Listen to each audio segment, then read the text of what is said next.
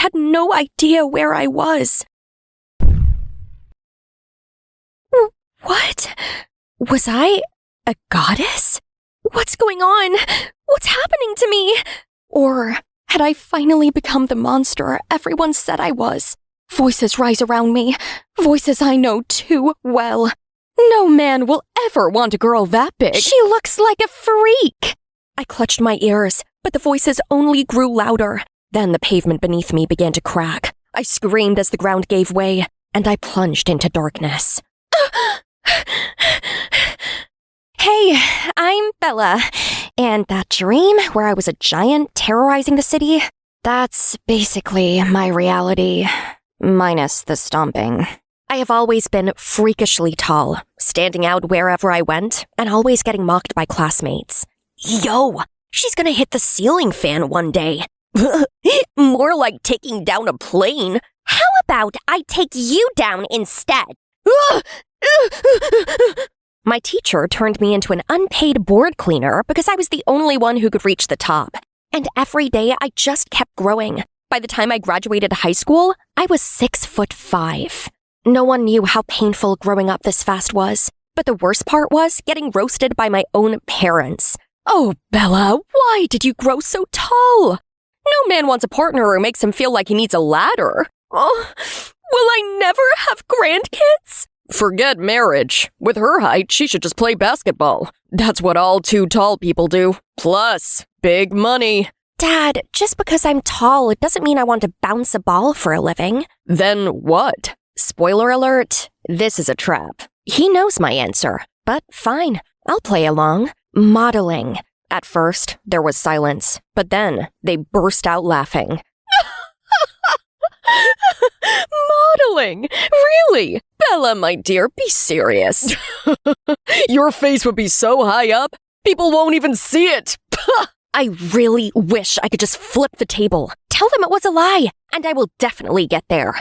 But the truth was, I've been secretly applying to agencies since middle school graduation. Oh, height limit is 5'11", but Naomi Campbell is tall.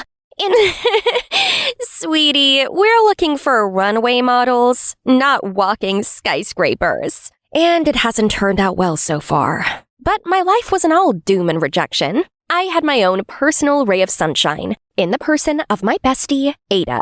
We'd been best friends since childhood. Even though she was nearly 2 feet shorter than me, we got along perfectly. While I dreamed of modeling, she dreamed of designing. She even had a small shop, inherited from her mom, where she sewed clothes. While everyone saw me as a giant, Ada saw me as me. These models look stunning. I wish I could walk a runway too, but I guess that dream's dead because of my height. Says who? Your height is an asset, Bella. Forget what people say. Then why won't any modeling agency accept me? 'Cause they're blind. Duh. Don't worry. When I start my fashion line, you'll be my #1 model. I knew Ada was talented, but without money, her dream felt as distant as mine. Then, just before I turned 18, Ada burst in with a flyer that could change everything. Do you know what this means? If I win this competition, I'm gonna become a famous designer. You should totally go for it. Find the perfect model to showcase your designs and you'll kill it. I swear on everything that breathes that my suggestion was innocent. But Ada took it from a whole different angle. You're right! Lucky I've got one right here with me. What? No, not me. Bella, look at you. Long legs, striking features. Plus, if you don't help me, I'll have to beg some random girl who won't do my designs justice. This could be our time to shine. And just like that, I had no choice. While Ada worked on her designs, I secretly practiced my walk. Because if my parents found out, they'd shut it down before I could even take my first step. But when the moment arrived, panic gripped me. Ada, I can't do this. My legs feel like spaghetti. Tall, wobbly spaghetti. First of all, spaghetti is delicious. Second, you look amazing. Model number 14, you're up next. Breathe. Shoulders back, chin up. Walk like you own the world. And so, despite my nerves, I walked, expecting laughter, fingers pointed at me in contempt or fear. But everyone was staring at me as if I was a goddess on earth. I caught the whispers floating around, and they were the opposite of what I used to hear. I felt a rush of confidence surge through me. And the third place goes to Ada. You did it! But just as we took her trophy, we began to hear not-so-pleasant murmurs. She only got third place because of her model. I can't even remember the dress. Only that goddess of a model. I felt my chest tighten at the cruel words. She deserved better. Forget them. Tonight is our win. Let's celebrate. I thought this exciting experience was all I was going to taste of modeling. I had no idea it was just the beginning. The moment we got outside, I was shocked to be swarmed by reporters. Bella Chica, who you signed with? What's your net worth? How long have you been modeling? Just today? But even more shocked when I was approached by Vanessa, a famous talent scout. She owned one of the biggest modeling agencies, and she wanted me. It was a dream come true. You've never modeled before. Well then, see you tomorrow at my office. The salary was staggering. The perks? Even better. Our models live the best life ever. You get a house, a car, and with your rising fame, you'll need personal security. Personal security? Like a bodyguard? Send him in. Tall, most likely my height, built like a Greek god. His jawline could cut glass, and his dark eyes? Piercing. Mr. Chica, meet Don. He'll be your daughter's personal bodyguard. Any chance we can get someone older, less attractive? No! He's perfect. Hi, I'm Bella Chica. Miss Chica? His voice was like melted chocolate. Nice to meet you. He just gave me a curt nod. No smile, no warmth. Definitely strictly business. He doesn't talk much, but he's the best. Great. He's also the best at making my heart race. The moment I got home, I called Ada to tell her everything, but she wouldn't pick up. So I bombarded her with texts, hoping to see her tomorrow. But before I knew it, I got completely caught up in my new reality.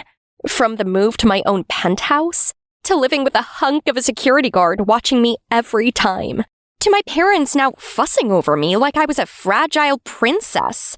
The same parents who laughed at my dreams were suddenly obsessed with me. Funny how money changes everything.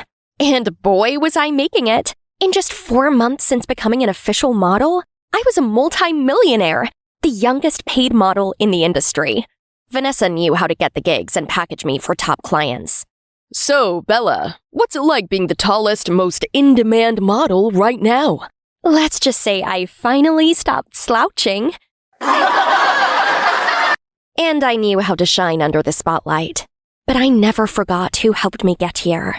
Bella, your new home is amazing! And that guy at the door? Phew! He's just your height and drop-dead gorgeous. Yeah, that's my bodyguard. What? A bodyguard. And Ada, he's fine.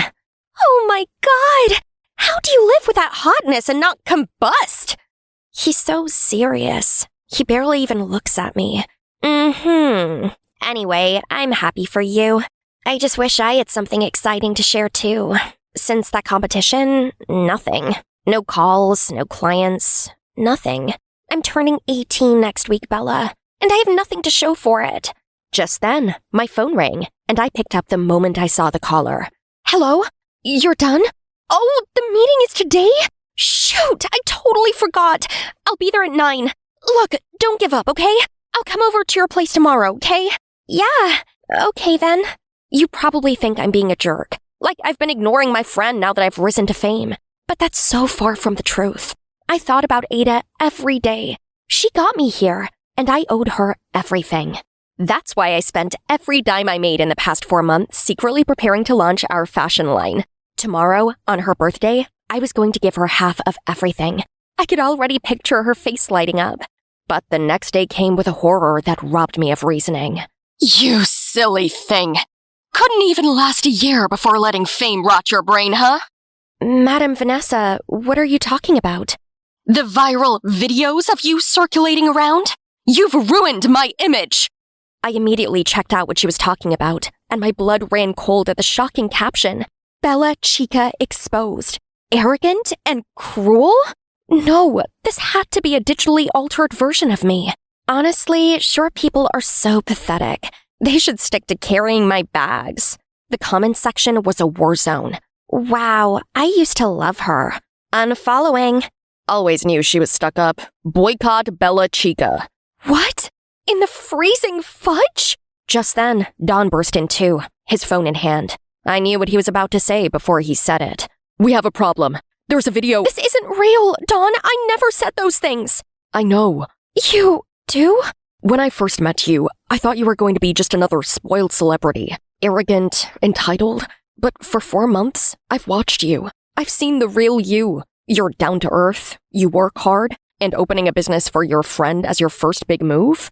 That's not something the kind of person in this video does. A wave of relief washed over me. Don believed me. It gave me an inner power I needed right then. But Vanessa bought the lie. And my fans... My head was so full with confusion, it was fit to burst. Worst of all, my parents began calling me too. You're all over the news! Why would you say such awful things? All your brand deals are probably gone. Do something. Frustrated and confused, I felt something snap.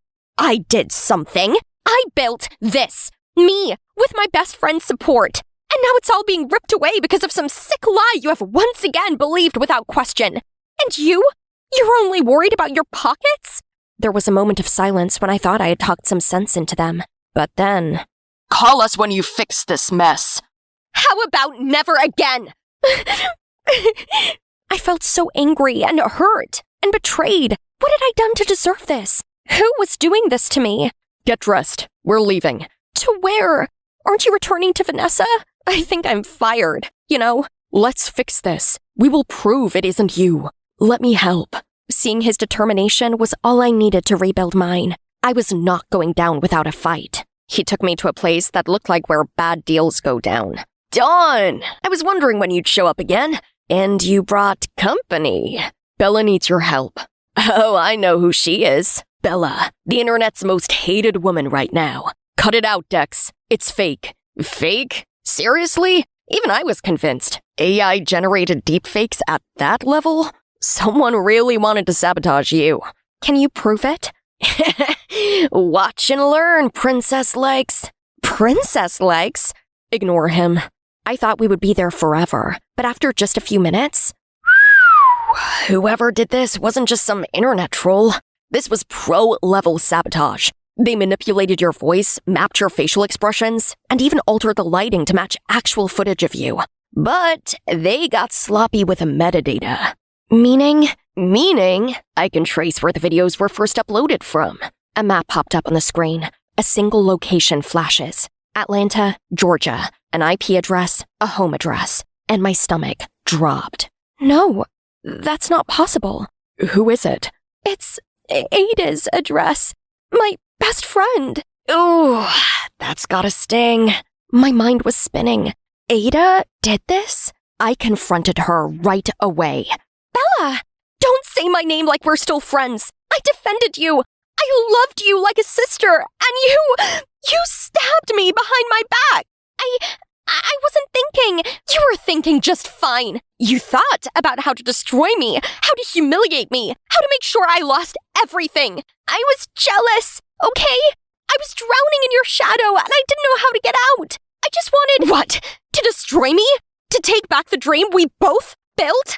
Dream we both built? I'm glad you remember that. I hope you also remember that you would have given up if not for me. No one would have known you if not for me. You just embraced the fame and left me behind. While I was pouring out my heart to you, you just walked away like I meant nothing. Oh no, Ada, you were just too fast. I never left you behind. All the money I've earned so far, I've never spent a dime on myself. You know why? Because I was spending it on bringing your dream to life. I pulled out a folder from my bag and slammed it onto Ada's work table. What is this? The Ada Bella line. I was going to launch it today as your birthday gift. Bella! No! Yes, I'm done with it. I don't need it anymore. I can't consider someone who did this to me a business partner, much less a friend. Goodbye, Ada. Her one act of jealousy destroyed years of friendship and trust. And for some time, it affected my career. But the moment we proved to the public the video was fake, things got better. In time, I opened my own fashion house where I could hire models of all shapes and sizes and work alongside the most beautiful man to have ever lived. It's your first opening, and how do you feel? Like I just took my first real step forward. Sometimes others may get ahead of you like I did with Ada, but that doesn't mean you failed. Success isn't a race. Celebrate their journey, learn from it, and keep pushing forward. Your time will come. Hey, I'm Lydia. It might seem like this enchanting forest is real, but it's even better. It's VR, and you're looking at its creator. This is nature at its most perfect form, unpolluted, a home to many wild creatures. Those are actually my friends' avatars. One of them is Layla, my best friend, my only real-life friend. All the kids used to think I was a freak for my obsession with plants and nature. Then I met Layla, who was also a nature geek in the neighborhood. I knew right away that she and I were going to be best of friends. We loved all the same weird things, like pickled garlic and growing peppers to make pepper spray. We were basically inseparable, and with Layla by my side, I couldn't care less about what the other kids said anymore. But my world suddenly turned upside down when Layla graduated high school and had to move out for college. Saying goodbye filled me with sadness and fear. Layla was my only friend, and I would feel lost without her. So she came up with the idea of using VR to keep me company. Little did I know, it completely changed my life. VR opened a whole new world for me, giving me the tools to build the land of my dreams, a place where Layla and I could hang out and explore nature the way we used to. Soon enough, I quickly got a grasp on VR and became a big-name player in the game. Before long, my life was more virtual than reality. Suddenly, everything was black. I took off the VR headset and Mom and Dad were standing at the door. "Why are you still here? It's the middle of the school day, for God's sake! You've had your head buried in that game since your junior year. Enough is enough! You know what? We've been too easy on her. You need to get into a college at the end of the school year, or we will kick you out of this house!" Then how am I supposed to play VR? You know it's my life! Not my problem. You're 18. It's time for you to grow up and face reality. Mom! I'm with your dad on this. Now hurry up and get to school. Later, I reached out to Layla for help. Why don't you apply to my college? That seems like a good idea. I'd get to see you in person again. Right? You'll be out of your parents' reach, and it's an easy school to get into. They just need your high school transcript. Simple. Girl, say no more. Sign me in. Months passed, and it was finally college admission day. Man, it is packed here. Where could I find the school garden? There it is. But where's Layla? There was only a boy sitting here reading a book. He was literally glowing in the sunshine. He suddenly looked up and our eyes met. That was so awkward. Lydia! Oh my God, I'm so glad you're here. Finally, we've reunited after 2 years. Layla, I missed you too. Oh, you look different. The girl standing in front of me was totally dolled up from top to toes. What happened to her? Oh, you know, I found my style ever since I got here. Don't worry, I'll help you out with your style too. But I like my style. Anyway, do you know what major you're in? I haven't decided yet. Better hurry up. Our school has a rule. To stay here, you have to choose a major within your first week. But no biggie, just go to my department. Greenhouse. I'm the class president now. Come on, I'll show you around. Then, Layla led me to her department infrastructure, and I was absolutely impressed. It was equipped with modern experiment and technology and exotic plants. Right then, a group of students swept past me and flocked around Layla. She introduced them as her new friends, but they just gave me the screening from head to toe, then straight up ignored me. Ugh, rude. Whatever. I need some alone VR time anyway. I put on the headset and doing some boxing moves, but accidentally knocked over something in real life. Layla, why is your friend wearing the VR thing and breaking our stuff? Don't you dare tell me she's from VR. No. She just uses VR since she's socially anxious. I'll talk to her. Lydia, listen, if you're going to become a greenhouse major, you have to lay off the VR a little bit. You can't be carrying the headset around campus, okay? I confusedly nodded my head. Isn't she also playing VR with me all the time, though? Afterwards, I went to get settled into my dorm room to find a girl playing my fave VR motorcycle race while riding her hoverboard. She's good, but I'm the boss of this game. Instantly, I joined the race and quickly passed her. But man, this girl was fierce. We ended up reaching the finish line at the same time. Whoa, that was epic! I'm Lydia, by the way. It's my first day and I'm assigned to this room. You must be my roommate? Yep, I'm Christine, class president of the VR department. You seem to know VR really well. How long have you been playing? I'm kinda new. Just started 2 years ago. Sheesh, you've got games, girl. Wanna join our department? The next day, Christine showed me around the VR department, which was full of the newest techs. Dude, this is so sick! Every week, we have an exhibition of new VR technology, and we mainly work and interact in VR. No need for awkward real-life convo. Besides, our department also joined the school annual creativity competition for the huge prize of $10,000, which we could use to develop more modern VR technology. Whoa! This place was heaven! Just imagine playing VR all day, every day. Holy moly. Can it be? Soccer shots enhanced? I joined in the game immediately and gave it a big kick, scoring a goal. Wait, did I break the pots again? I took off my headset to see a guy doubled over in pain. Oh god, I'm so sorry. Don't worry, I'm good. I'm fine. His face seemed awfully familiar. Oh, I remember you from the school garden the other day. Yeah, that was me. I'm Marshall. Thinking about applying to VR? Yeah, I'm Lydia. Lydia, I think you'd like it here. I suddenly felt my face getting hot when I was saved by a phone call from Layla. I quickly excused myself and ran right into her. Hey, I've been looking everywhere for you. There's a welcome party tonight, and you're definitely going. No party. Oh, come on. I'll introduce you to our research group. You've heard about the creativity competition for departments, right? Greenhouse is in it to win it. But no buts. Let's get ready.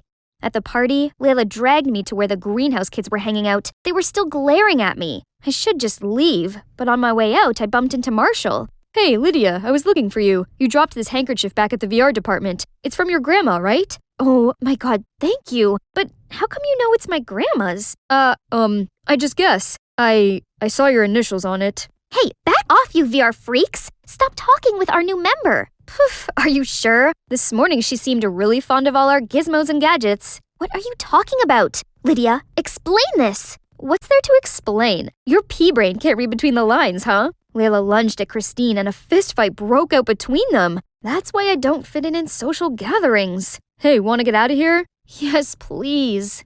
Marshall explained that there was beef between the VR and greenhouse departments. They were neck and neck for many things, especially the scholarship competition. But sometimes both went too far. The greenhouse put insects in the VR facility rooms, which chewed up all their cables.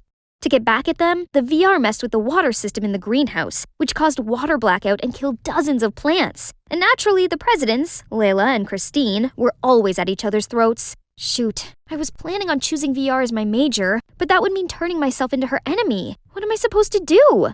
I tried turning back to VR to take my mind off things, but I could hardly concentrate. Lydia, why is your head stuck in the clouds? I've been thinking. I want to be in the VR department. Greenhouse is good, but I'm not sure it's for me. I just don't want us to be enemies. It's okay. We're still friends no matter what you decide. Just follow what feels good in your heart. Aw, she'd put me above all her rivalries? She hadn't changed so much after all. First thing the next morning, I went to apply to the VR department, then caught sight of Layla. Hey, Layla! I made my decision. I've applied for VR department. What? You can't be serious! Choosing VR would mean you're just throwing away your dream and living in an unreal fantasy. Unreal? It's more real than the cool girl with hot friends thing you've got going. And why would you tell me to follow my heart when you clearly didn't think I should? I told you that? I nodded my head, confused. I might have slipped my tongue or something. Just think about it again. Something was off.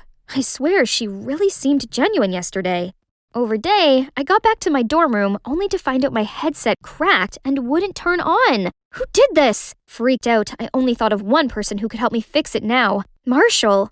It would take a few days to fix it. Oh no, I couldn't pass a day without VR.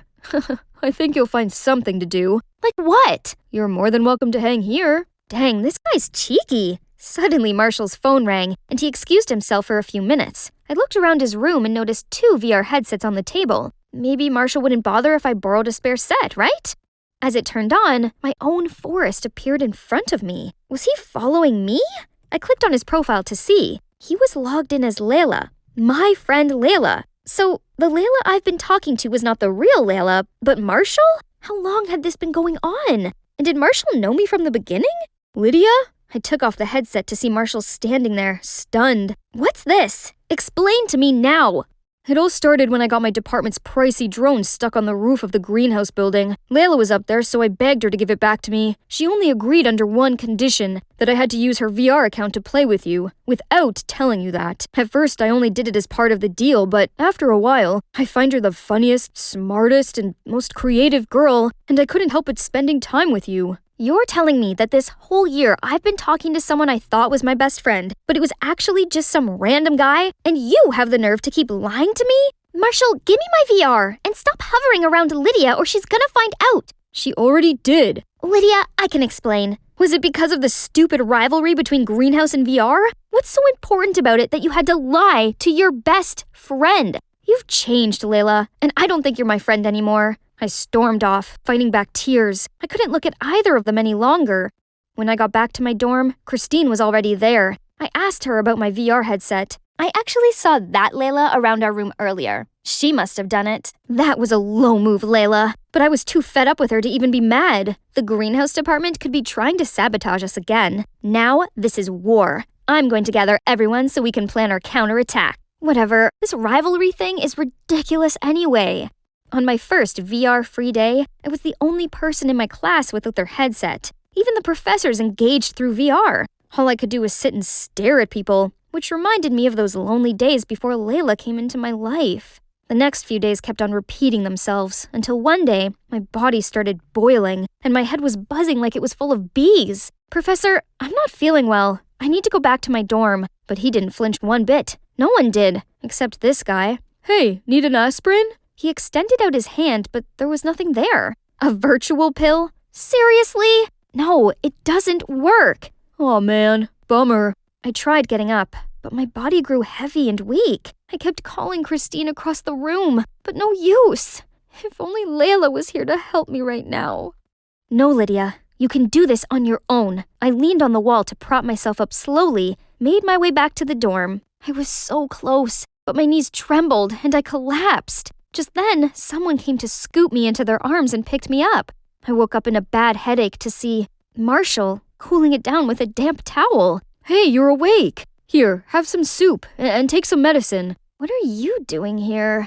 I came to return your VR but saw you collapsing, so then I helped you into bed. I know you don't want to talk to me right now, but this was urgent, so... Thank you, Marshall. I threw myself into his arms and burst into tears. I thought no one was gonna help me. He wrapped his arms around me, and I finally felt safe. The next day, thanks to Marshall, I felt loads better, so I went to watch the department's creativity contest. The greenhouse presented their newly bred plant species and got the highest scores so far. VR, on the other hand, wasn't so lucky. Our newest development in headsets, exploded.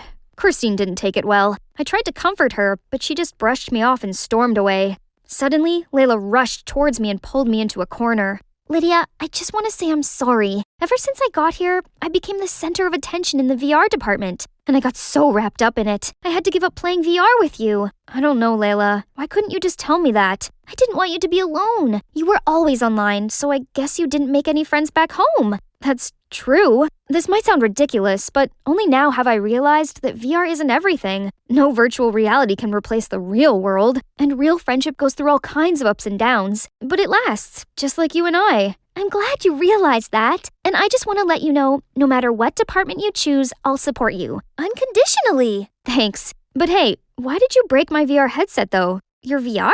No, I didn't do it. I swear. Then how come Christine blamed it on you? I ran down to my dorm to confront Christine, but she wasn't there, and she didn't return for the rest of the night. When I got to class the next day, I put on my headset and found the rest of the department ragging on me, calling me a liar and a traitor. Somehow, pictures of me and Layla talking yesterday were plastered all over the virtual world. The audacity of you to come back here. We already know the greenhouse department is using you to spy on us. It was you who messed with our invention at the department contest. Otherwise, how could it explode? They started booing and surrounding me, so I ran for my life. Until a hand grabbed mine. You could run for real, you know. Yes, at least I'm not the only one virtually running. We made it to the building's entrance, just as the greenhouse student dragging Christine towards us, and the VR students caught up with us. Layla, what's going on? We caught this girl starting a fire in our greenhouse lab with her hoverboard, then tried to flee the scene. What? Why would you do that? It's not on purpose, okay? Then tell us the truth. Now. Fine.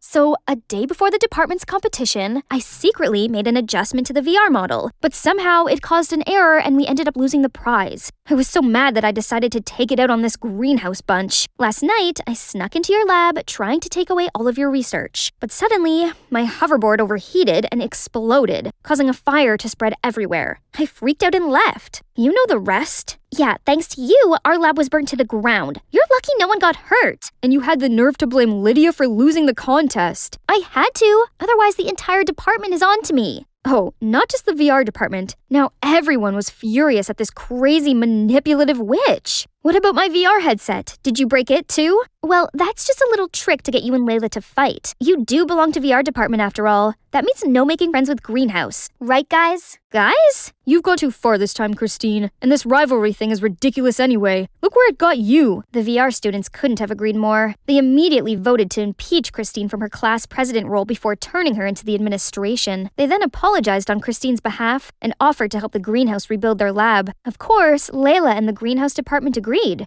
It looked like the start of a beautiful partnership. Within a few months, in collaboration with the VR department, the greenhouse was completely remodeled and renovated. No one even cared to mention the feud between the two departments anymore. And guess what? I applied for a second major in greenhouse. Double majoring was tough, but I had the support of Layla and Marshall, and our friends in both departments. Speaking of Marshall, he wanted to take me somewhere special in the real world. He covered my eyes and led me there. Now you can look. I could have sworn I was in the VR world, but I wasn't. I could feel and smell the flowers, the soft grass, and Marshall's warm hand holding mine. Lydia, I've been wanting to tell you this for a long time. I don't want to be your virtual friend, or even a friend in real life. I wanted more, so would you like to be my girlfriend? Are you kidding me? Yes, yes, yes! I was in this romantic dinner date with the love of my life, knowing too well that one day I'd be gone. But I couldn't help but falling for him. I'm in love with you, and I know that love is just a shout into the void, and that we're all doomed, and that there will come a day the sun will swallow the only earth we'll ever have, and I am in love with you. Cut! Excellent, Eleanor! Well, that was the usual in the life of an actress. Oh, hey, didn't catch you there. I'm Eleanor, from LA. My life as a kid was a bit different from others. While they were surrounded by dolls and toys, I was wrapped up in the limelight. Being a superstar seemed fun back then, but the glitz and glamour of showbiz gradually wore me out. My momager never let me take a break between gigs, so there's no time to hang with people my age. You know, I missed out on doing normal things like having sleepovers and going to birthday parties, and before I knew it, I was already swarmed with work and work. Sweetheart, I've got you another script. Take a look. Whatever, Mom. FYI, Jeremiah is also on the show. Seriously? Mom, that heartless jerk cheated on me. No way am I working with him. Eleanor, be professional. I've already signed the contract. Besides, Mommy's Bentley collection is missing this shiny golden one. I don't give a damn about your stupid car. Stop treating me like a GoFundMe for your lavish lifestyle. Mom can be insufferable sometimes. She dictated everything. But why bother now? No showbiz, no Mom's orders. I can do whatever I want. Bye-bye salad and hello chocolate cake. But suddenly, a dark figure bolted towards me and snatched my bag. I lost my balance, banged my head on a fire hydrant, and then everything went black. Gosh, my head was spinning. I opened my eyes to see a cute guy leaning over me. Hey, are you all right? Am I dreaming? 'Cause this view sure is dreamy. No, you're not. You're at the orphanage. I found you unconscious on the ground last night, so I brought you here. Excuse me? An orphanage? I can't be in a place like this. But wait, my phone and wallet? Darn it! That thief stole my bag along with everything! Guess I needed to delay my independent life plan just a little bit. I better call Mom. Hey, got a phone I can borrow? Suddenly, the TV broadcast a missing report. The young actress Eleanor Mitchell has been reported missing. Speculation is that this is a publicity stunt to promote her latest movie. However, her manager claims this is not true and urges anyone with information to come forward. That chick will soon reappear when she's hungry. What? I could be lying dead in a lay-by for all they knew, and they were still mocking me? I was so done with this. Goodbye, showbiz. I was leaving that fickle world behind for real. So I asked the orphanage's manager if I could stay here and help out. Just then, a group of kids noisily ran towards me and printed their hands on my shirt. No! My custom Chanel! Sis, come play with us. Do I look like a nanny to you? Go wash your hands, dirty children. Shoo! Shoo! You're supposed to go play with them? Ah, I forgot about that. I steered away to find another group of kids splashing mud everywhere. Ugh, are they training a bunch of farmers or something? The next morning, this strange screeching noise startled me. It's only 6 a.m. I sluggishly dragged my feet out of the room. People immediately threw me judging looks. I guess my first day at work started off on the wrong foot. I'd barely had time to sip my coffee before they made me do the washing by hand. This wasn't the Dark Ages. Hadn't they ever heard of a washing machine? One of the staff got annoyed with me and shooed me away. Alrighty, I'd go help in the kitchen. Peel half of these. Easy peasy. Just give me a few minutes. Voila! I'm good, right? But somehow, they still got mad at me. No other choices. I headed to the children's, but this place is pure chaos. I sure wish I had my earplugs. Suddenly, I felt someone grabbing my leg. I looked down to see the cutest pair of puppy eyes. Sis, can I have a bite of that? Aw, how could I say no to that? But as soon as I gave her the cake, her face changed into a devilish grin. The little girl grabbed a big chunk with her bare hand, then smashed it into another kid's face, and the cake fight began. Caleb opened his mouth to say something, and a massive piece of cake flew into it. Oh my god, Caleb, are you all right? I didn't know they were gonna mess with the cake. You did this? Oh, you're so dead to me. He grabbed the cake and started chasing me across the room. What? This was so unprofessional. Right, that's it. Watch out, Caleb. Okay, so the manager wasn't very happy with us, but honestly, it was the most fun I'd ever had. Besides, after the cake fight, the kids seemed to like me. Whenever they saw me, they clung to my legs and begged me to play with them. One day I was in the garden attending to the flowers when this little girl ran over to me in tears. Oh, Pumpkin, what's wrong? Bella was adopted a few days ago, but they just brought her back. Poor kid. All I could do was pull her into a warm embrace and pat her back. Do you know what it is these kids crave the most in the world? Not new toys or expensive clothes. They just want love. Love? I never thought something so simple could seem so unreachable to these kids. Well then, this Eleanor will make sure they'll be showered in love from now on. There's still some troubles, but luckily, I had Caleb on hand to help. Then one night, I was sitting outside looking at the skyline when Caleb came over. He leaned across me and pulled something off my cheek. Oops, the kids must have stuck it while I was asleep. That's on you for giving them a sticker book. Eleanor, I'm glad you're here. I really like you and I'm falling in love with you. Will you be my girlfriend? Wow, I wasn't expecting that. But Caleb was a great guy, so being with him made sense, right? And the following days were fantastic. We found out lots about each other. Oh, there's something you might be surprised about me. I used to be an actress. Oh, I didn't expect that. I just think showbiz is kinda toxic. Sorry you feel that way, but believe me, I have no interest in it anymore. Good, 'cause it's all a load of pretentious jerks who think they're so much better than everyone else. That's harsh, I guess, but he's right though. Anyway, I've already found fairy tale love right here. But to be honest, I did miss the elaborate sets, the stunning costumes, the dazzling studio lights, and the feeling of morphing into a different character. So sometimes I played out Disney princess roles for the kids. But one time, Caleb stormed in on us. Look at you! You've fallen back into your old ways. Come on, kids. You have better things to do than this. My heart thumped in sadness. Acting was a part of who I was, but seems like he'd never understand that. And I don't want to upset him either. So I guess I had to put aside my passion and just focus on my new life here. One day while skipping towards the playground, I slipped on a banana peel and was about to fall when a strong arm caught my back and helped me to stand up. Surely he did have a strong build and a gentleman manner, but who is this guy? I thanked him, but he just stared at me. You look just like Eleanor Mitchell. Well, I am her. Oh, you left showbiz for real? I thought it was just a media trick. Oof. What was his deal? Was he a reporter coming to dig up dirt? Oh, sorry, just kidding. But are you serious about quitting acting? You've got talent. All you need is a good script to sink your teeth into, instead of those terrible ones you've been given.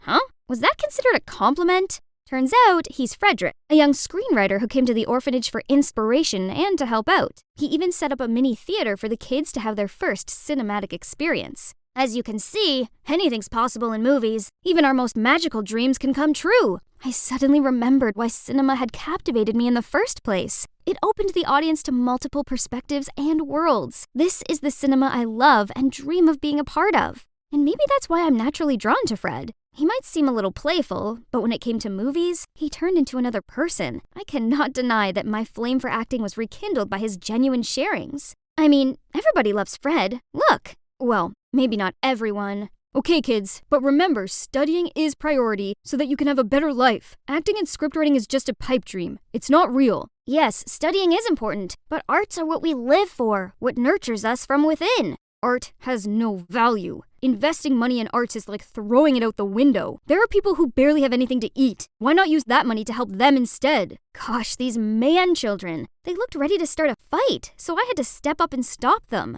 After that day, Caleb and Fred were constantly giving each other dirty looks. I tried to calm Caleb down, but he got mad at me for no reason.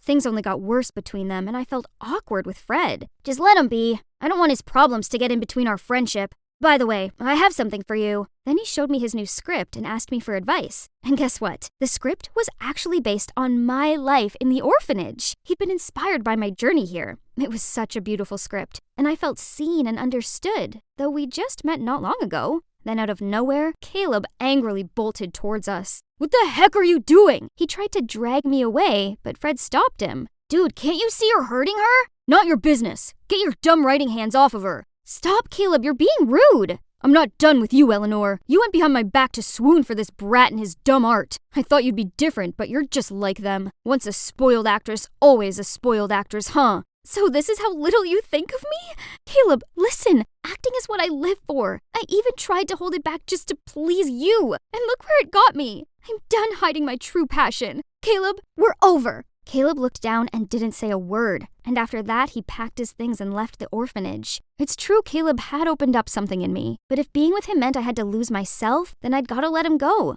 The orphanage without him was not the same. Luckily, I had Fred to cheer me up. He asked me to play the lead in his upcoming film project, and with the script based on my journey here, I agreed. It felt good knowing I could finally go back to acting, even if I was sort of playing myself. Then one day, I found a baby left in front of the orphanage. Then I quickly carried him inside. Poor Hector. I'll take good care of you. Mama. That's right. Your mama's here. Dada. I'm your dada now? Together we'll be a happy family. Right, Mama? Oh boy, it made my stomach do cartwheels. But was it okay to feel this way after everything happened? We started filming in the orphanage soon, and the kids were a big help. It felt quite strange after a long break. But the thing that got me nervous about was the audience's reaction to the movie. Turns out, I was worried for nothing, as the feedback was actually amazing. Though that joy didn't last long, as a few days after, the image of me holding Hector hit the internet with the headline, "Actress turned teenage mom." Through their words, I appeared as this reckless girl who got pregnant and ran away from showbiz to give birth. That got netizens turned 180 and throw shade at me. What a load of nonsense! Right at that moment, I got a text from Caleb. Is this your rotten showbiz? So it's him who leaked that picture to the press. How could he? I've got to sort this out. Today's the day. It's time to shed light on everything. Hi everyone. Today I have an announcement to make. It's true, I have a baby now, and the father of my child is Jeremiah Williamson, my ex. Everyone gasped in shock. Just then, a man in black stood up and revealed himself. Ha! The prey fell for the trap. You liar! Everyone stop listening to her lies! Oh yeah? Then Jeremiah, why exactly are you here? He was completely speechless. That's what I thought. Now, Joshua, Jeremiah's private detective, may you please stand up? Among the crowd, both Caleb and Fred forced the detective up to his feet. Tell them what you know. The deal was Jeremiah felt humiliated as I'd refused to work with him, so he decided to hire this Joshua guy to dig dirt on me. That's how he got my picture with the baby. Luckily, Caleb caught the detective sneaking around the orphanage, and together, we set up the trap to lure Jeremiah in. Jeremiah still insisted he had no idea who this Joshua guy is until I showed the evidence of the transactions between him and his detective on the big screen. Any last words? Justice served. Let's see how he handles this scandal. Right at that moment, I spotted a familiar face in the crowd. Mom! I hadn't seen her for such a long time. Darling, I'm so sorry. I realize now how terribly wrong I've been. I thought I was helping, but turns out I only smothered you. But you're ready to make your own choices. Please forgive me, and don't leave me again. I'm sorry too, Mom, for leaving like that. I didn't mean to worry you. I threw my arms around her, tears welling up in my eyes. My time in the orphanage has taught me a big lesson. Family isn't always perfect, but they're the most precious thing in the world. Later, I stepped outside to see Caleb waiting there. What a mess. Thank you for helping me. Don't mention it. Actually, I should apologize to you first. That day I couldn't control my words because I was jealous. I'm sorry. And one more thing. I still have feelings for you, so can we... I know what you're about to say, but I've come to realize that we're not right for each other. I think I'm in love with someone else. Thank you for being kind to me. I could see the disappointment on his face, but then he gave me an understanding smile. Out of nowhere, the kids jumped out at me and insisted I go to see their paintings. They took me back to the orphanage and each held their own drawing. Hi, Eleanor. You're the most special girl I've ever met. Will you be my girlfriend? Fred appeared in front of me and held out a rose. So, Eleanor, what do you say? Oh, wow. What do you think, kids?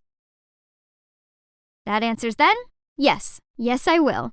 Hi, Melanie here, and I'm hanging on the edge of my seat to hear the results of this year's science fair. I know I might not look like a typical studious girl, but I'm definitely serious about school. Ooh, 1 second. The winner of West High Science Fair 2023 is Harry Silver. That means the runner-up is Melanie D'Angelo. Congratulations to you both. Please come onto the stage for your awards. Man, I can't believe I'm second to him again. We'd been literally swapping first and second place on every leaderboard since we were kids. Ugh, so unfair. Look at him. All he did was partying and pulling silly pranks, yet he's still on the honor roll, while I had to study day and night to maintain my straight A's. Mom's taking quite long. What's that commotion over there? This calls for celebration. What do you guys think? Olive Garden? Yes! Geez, can you keep it down just a smidge? Come to think of it, people like Harry just have it all, while I only have Mom by my side. Oh, she came just in time! Dad left us for another woman a while ago, so my mom had been struggling every day being a single mom. She must be really sad and lonely, so I'd never mention Dad anymore. Poor her. The more I felt for Mom, the angrier I was at Dad. Only my bestie, Izzy, knew about this, 'cause, you know, it's hard to open up when you're from a broken home. Luckily, there's one thing in this world that could raise my spirits, as well as my heartbeat, in these dark, gloomy days. My dreamy crush, Cameron. Last year of middle school was coming to an end, so I gotta make a move with Cameron fast. The problem was, every time I got close to him, that party pooper appeared out of nowhere to make fun of me. He kept calling me melanin, 'cause that's what you lack, and bothered me nonstop. We had never gotten along, but seriously? What's wrong with him lately? He picked on me way too much, and why only me? I can't believe everyone thinks he's a model student. To me, Harry's no more than the most annoying bug. All right. Hair, makeup, pearly white teeth, check. I'm giving it another go today, waiting for Cameron at his locker with my love letter in hand. As soon as I saw his gorgeous face, I took a deep breath, then put up the sweetest smile, but all of a sudden, someone messed up my hair from behind. Ouch! I turned around to see the culprit. Harry, you look hot. And it generates electricity, too. Now you can charge your phone with your hair. Thank me later.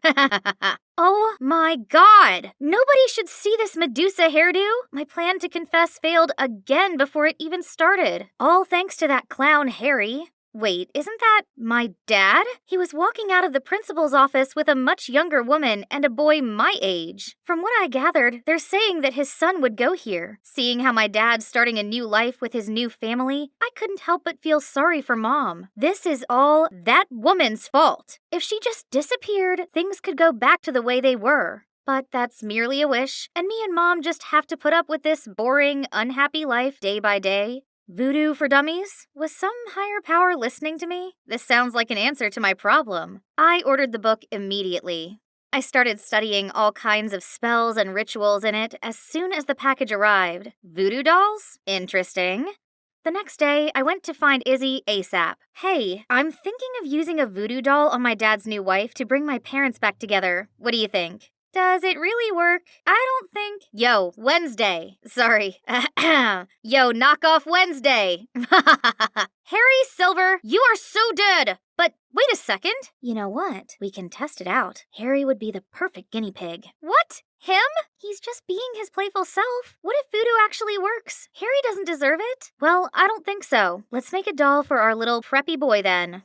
Crocheting a doll's easy. However, the tricky thing was getting my subject's hair, and you bet I won't get physically close to Harry even if someone pays me to. So I got this, a Ouija board. It will help me figure out the code for his locker. There must be a few strands stuck on the fancy hairbrush that he kept inside. Ugh, but none of the combos worked. This is the 10th time already. How about this? There we go. But there were only books inside.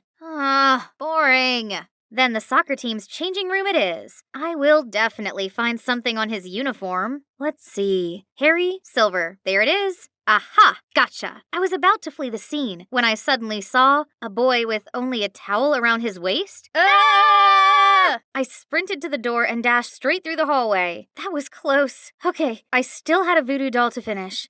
And it's done. I excitedly show Izzy last night's work. Pretty good, huh? It has Harry's hair, too. What? How do you know it's really Harry's? What if it's somebody else's? Well, Hey, did you hear some perv with panda eyes was creeping around the boys' changing room yesterday? Go away. But don't worry. Starting today, we'll take turns guarding the entrance to catch them. Oh, what a coincidence. You fit the culprit's description perfectly, Melanin. But you're definitely not that pervy, are you? I was so mad I felt smoke coming out of my ears. I wish my gaze could kill that brat. Mel, you're squeezing the doll's arm. It's gonna come off. Whoops, my bad. Next time I saw Harry, he had bandages all over his right arm. Hang on, did I do that? Feeling guilty and curious, I approached him. Hey, what's wrong with your arm? It's been in pain since yesterday for no reason. My doctor said nothing's wrong, but I kept feeling like someone's squeezing it really hard. Ugh, there it goes again. Oh, spooky. It means the doll is truly magical. I immediately came running to tell Izzy, and of course, she was shocked too. But hold up, nosy Artie? How long has he been standing here? This guy clearly had heard everything. He kept reaching for my doll. No way. He'd tell the whole school about it. Then suddenly, Harry sat down next to me. Melanie, my arm hurts. Feed me. What's he pulling now? Can't he see I'm in the middle of something? Right at that moment, Artie snatched my doll. Leave it to me. No, Artie, no! Not with milk in his mouth. Oops, sorry, I felt so nauseous all of a sudden. That was more than enough to make all of us firm believers. But maybe I should stop. I do feel guilty for dragging Harry into this.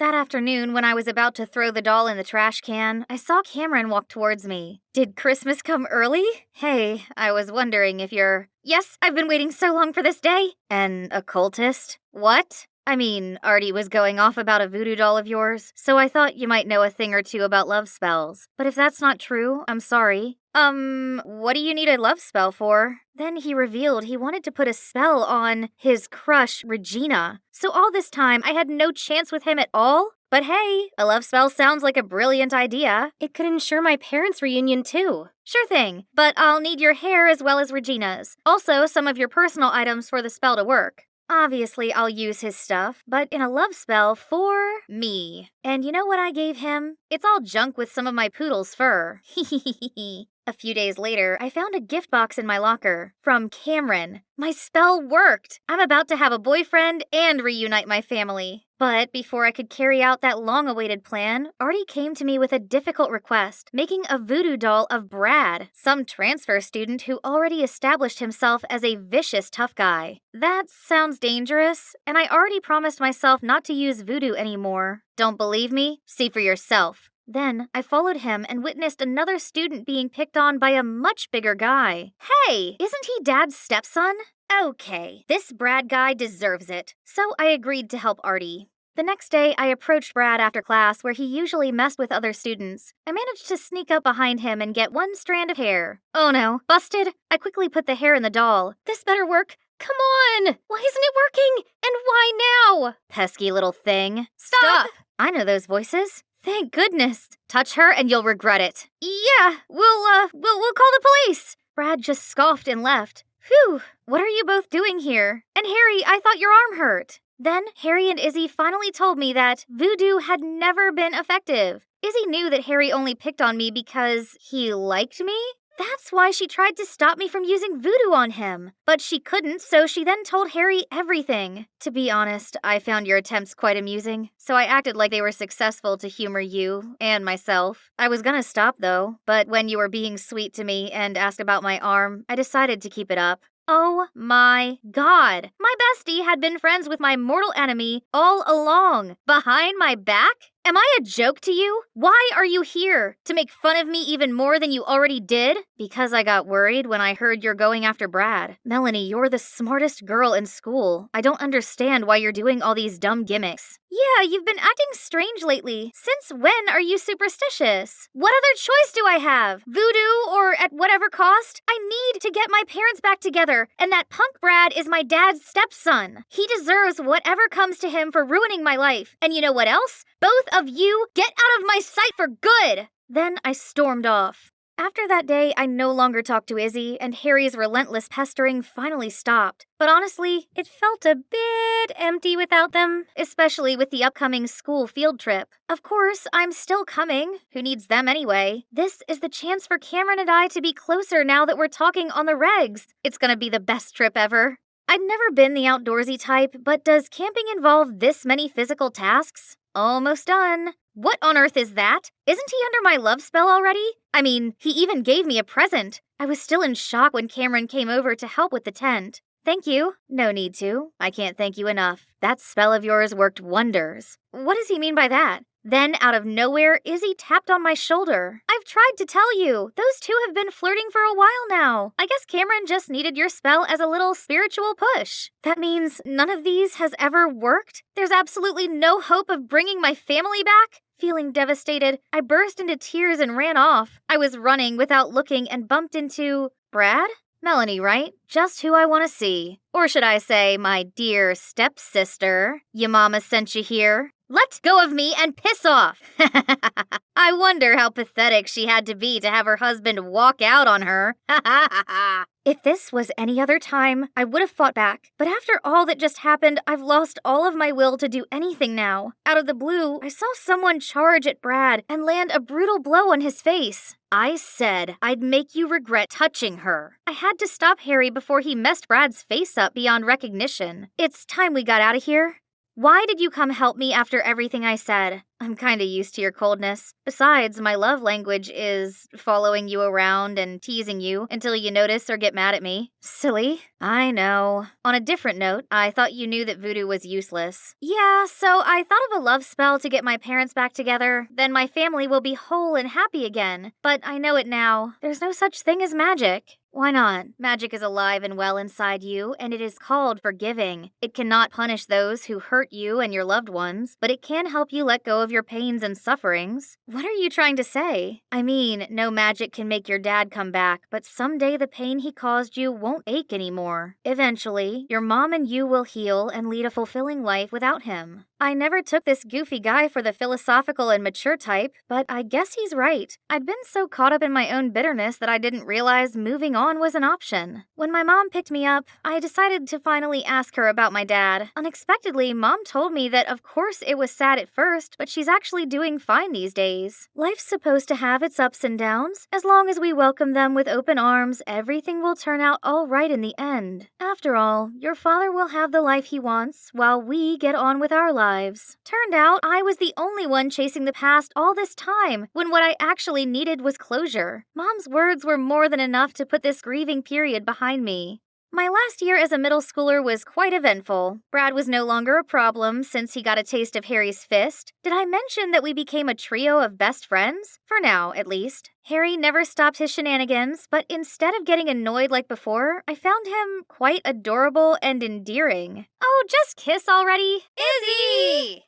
Blue sky, white clouds, golden sand. Such a perfect day for sunbathing on this luxury Hawaiian beach, while being served by Kirby, my archenemy. That brat used to tease me all the time about my old clothes and messy hair. Little did she know, I was secretly a millionaire. Earth to Clarine. Castle building all day won't fill your stomach. Finish your shift and go home. Well, Mary, who doesn't want to get rich? Sadly, some of us can only dream about it. If you want to be Cinderella, then go find yourself a prince. Just not Danny. He's just as poor as us. Do not underestimate my Danny. My precious heart fell for him for a reason. It's just that he doesn't seem to realize that we're destined for each other yet. But Mary was right. My dinner won't cook itself. Let's see what we can afford for tonight. My dad left us when I was 4, and since then, Mom worked her socks off to provide for us. So it was down to me to also work to save up for my law school dream. All of a sudden, groceries started raining down on me. Bottles tumbled off the shelves and broke into pieces right by my feet. Ah! Is it an earthquake? I stooped down and prayed until it stopped. Thankfully, no one was hurt, but geez, it sure left a freaking mess. Warren, the store owner, looked distraught. This place was all he had, so I helped him clean up and place anything undamaged back on the shelves. Before you leave, please take this as a token of my gratitude. I hope it brings you luck. A lottery ticket? I don't know how this game works. I'll show you. It's simple. Each ticket has a unique set of numbers. Just check the results on TV tonight and see if they match. Let me see. Your numbers are 15, 26, 14, 48, 07, 23. Hey, those are the lucky numbers that have been on my mind all day. I want that ticket. Kirby, stop poking your nose in my business, will you? Sorry, miss, that's the last ticket today, and I already gave it to Clarine. Then I'll buy it. Here's your $2. Give it to me. You wish. I didn't really care about this ticket, but there's no way I was going to let her get what she wanted. And surely, she wouldn't leave me alone. How about $10? That's a fortune to the likes of you. No thanks. I'd rather win millions instead and make you my maid. Look, you'll never get anything from me, be it this ticket or Danny. Just give up. Fine! I may skip this stupid ticket, but Danny, never. Why are we always bickering, you ask? Well, we're both competing for the heart of Danny. Tennis extraordinaire and brooding Adonis. Actually, I thought I had more advantage as we worked part-time at the same restaurant. But nope, Danny was such a cold fish. I tried again and again, but every single time, he just gave me a soulless thank you and that's it. If only I could build him his own tennis courts, perhaps he'd change his attitude. But that's impossible for a poor girl like me, unless I somehow hit the jackpot. The lucky numbers today are 48, 07, 15. Should I add winning the lottery to my daydream list? 26, 14. Is it just me, or do those numbers sound familiar? No way. It can't be. And the mega ball is 23. Now if your ticket has all 6 numbers, you win over $20 million. Play on. Me. I think I just become a millionaire.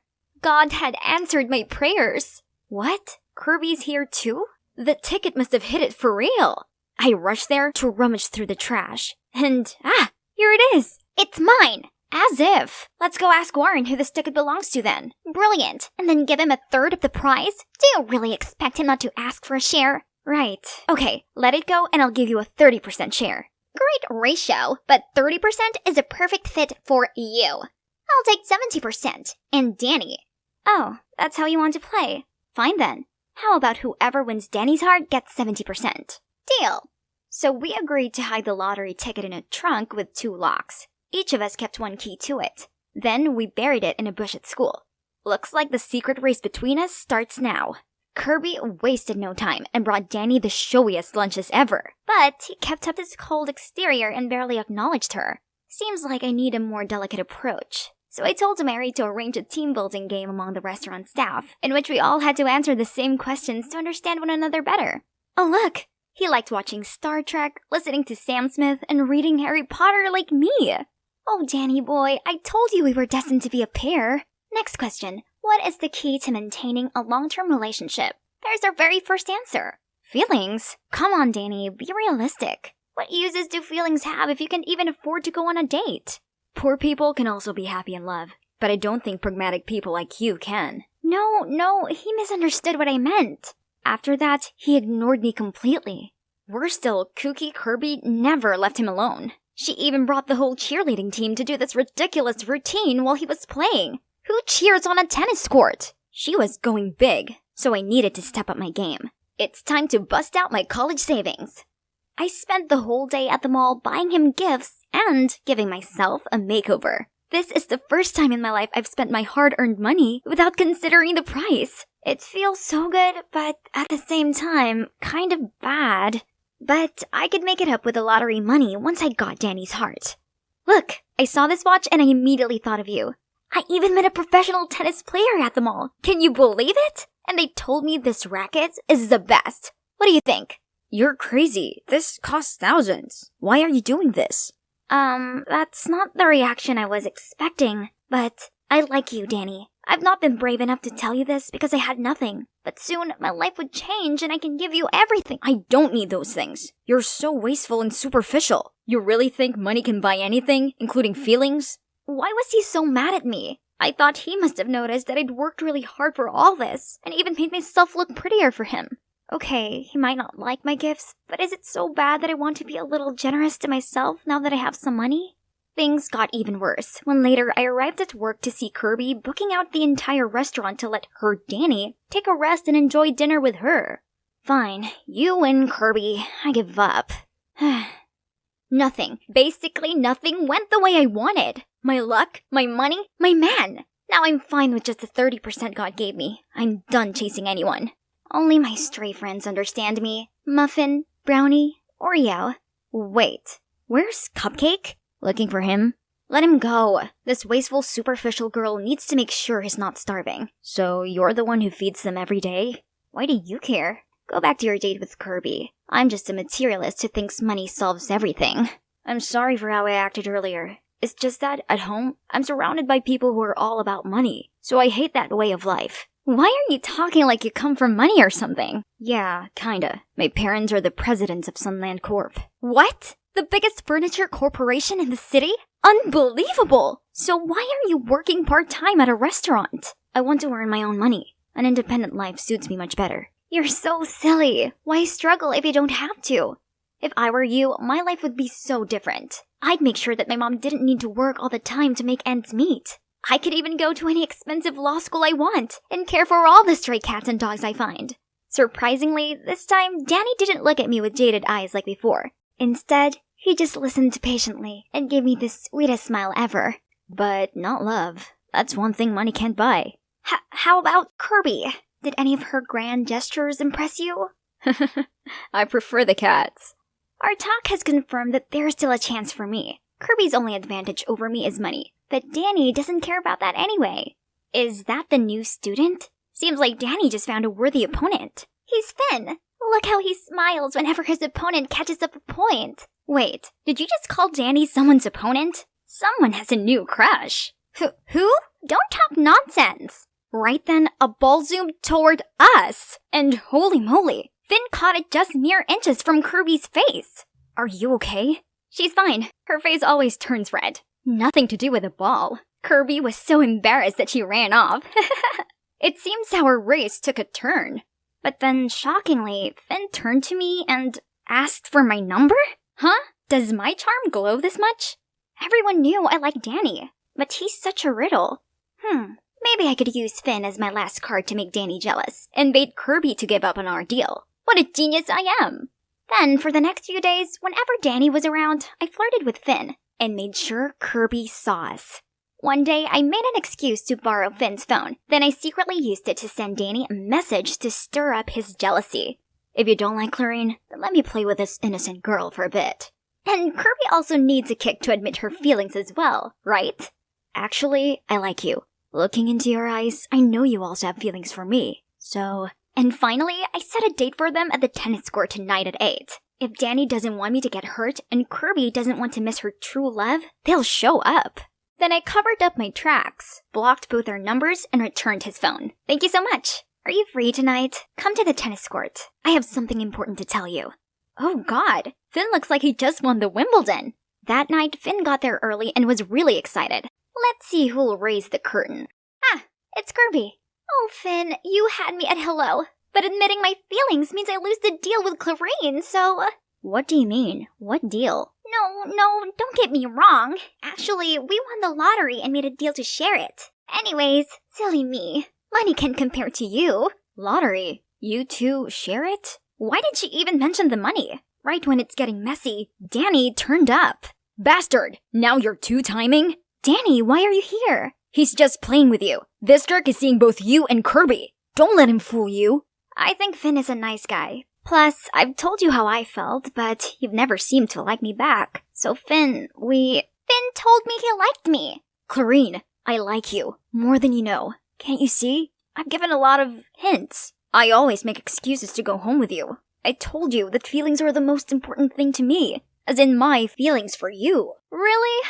Idiot, how am I supposed to pick up those hints? So this daydreamer wasn't just imagining things? Turns out my plan actually did succeed. Kirby, it's true, I do like you. But I thought you were out of my league, so I just wanted to ask Clarine for help. Oh, how nice. Kirby, with a huge grin, then admitted I won. Then she dragged Finn away. I guess my biggest win is successfully pairing up two couples. The next morning, Kirby and I opened the trunk to get the ticket. When to our utter shock, Finn swooped in and snatched it away. While we were still processing what was going on, he ran off with our millions. But then, a shadow sent him tumbling to the ground. Danny? I saw him following you two and knew he was up to something shady. Then, Finn confessed that he transferred schools and approached me for the lottery ticket following his dad's order, who's none other than Warren. He knew it was a jackpot-winning ticket, so he set up a plan to steal it from me.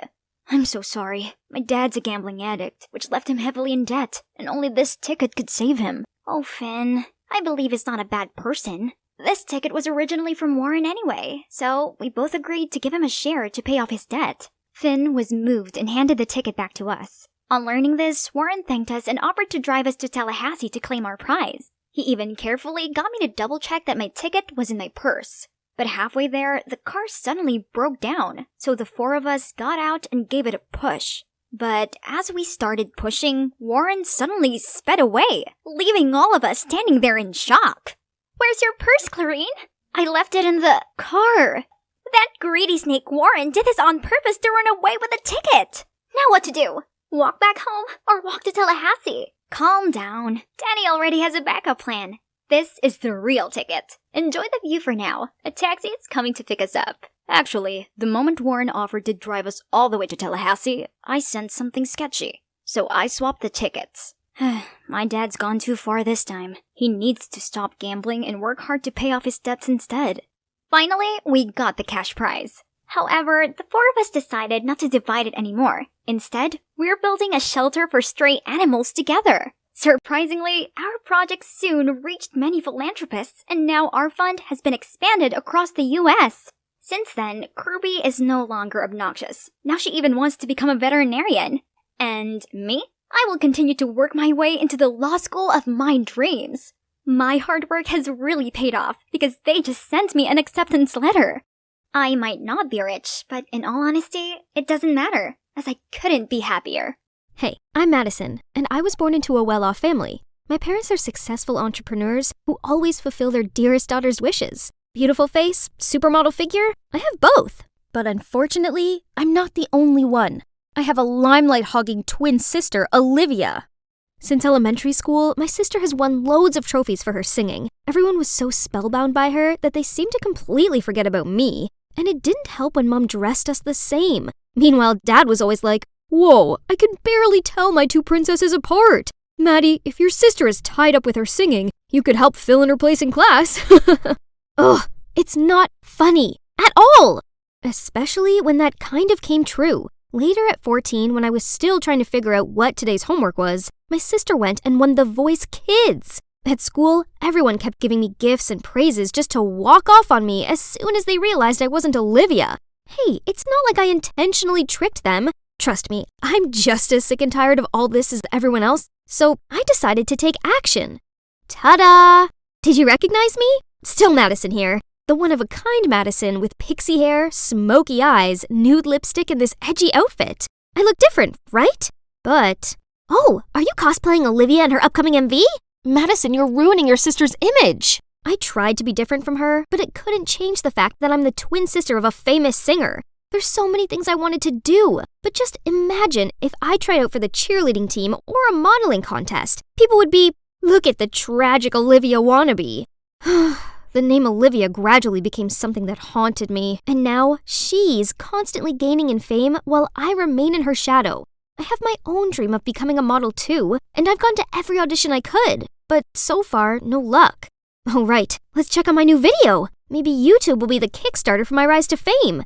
Remember to remove your makeup thoroughly, and the last step is subscribe to my channel to stay updated with the latest makeup trends. It's only been 10 hours, but look at this. There are over 200,000 views and 1,000 comments. Yay! Let's see. Like if you watch this just because you thought this was Olivia. When you're boring but you have a famous sister. Olivia, you're the GOAT. Please reply to my comment. What on earth is going on here? No one talked about the video content. It's all about Olivia. Why can't I get rid of that name? I am Madison. Frustrated, I closed the laptop to leave, but turned around to see the mean girls surrounding me.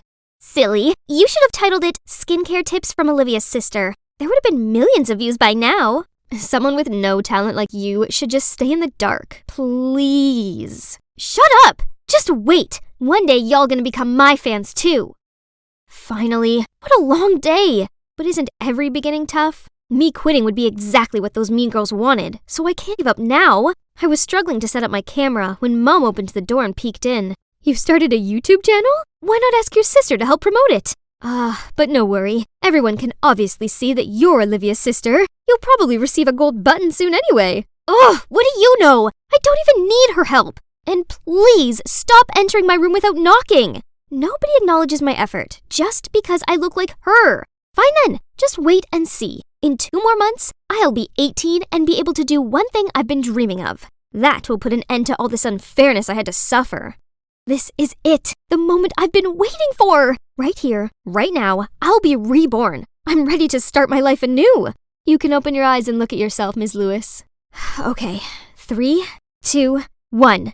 OMG in the mirror. A beautiful face. A stranger. Not like Olivia's or anyone I ever know. Finally, I can live my life with my famous sister out of my way. I wonder how my parents would react to this face that I myself don't even recognize. Hey, I'm home. Hello? But who are you? It's Madison, aren't you? What happened? Did you get plastic surgery? Plastic surgery? Didn't you say you were on vacation with your friends? Your beautiful face. Why did you? You mean Olivia's beautiful face. I'm done living in her shadow. Then I ran straight to my room, leaving them there all stunned.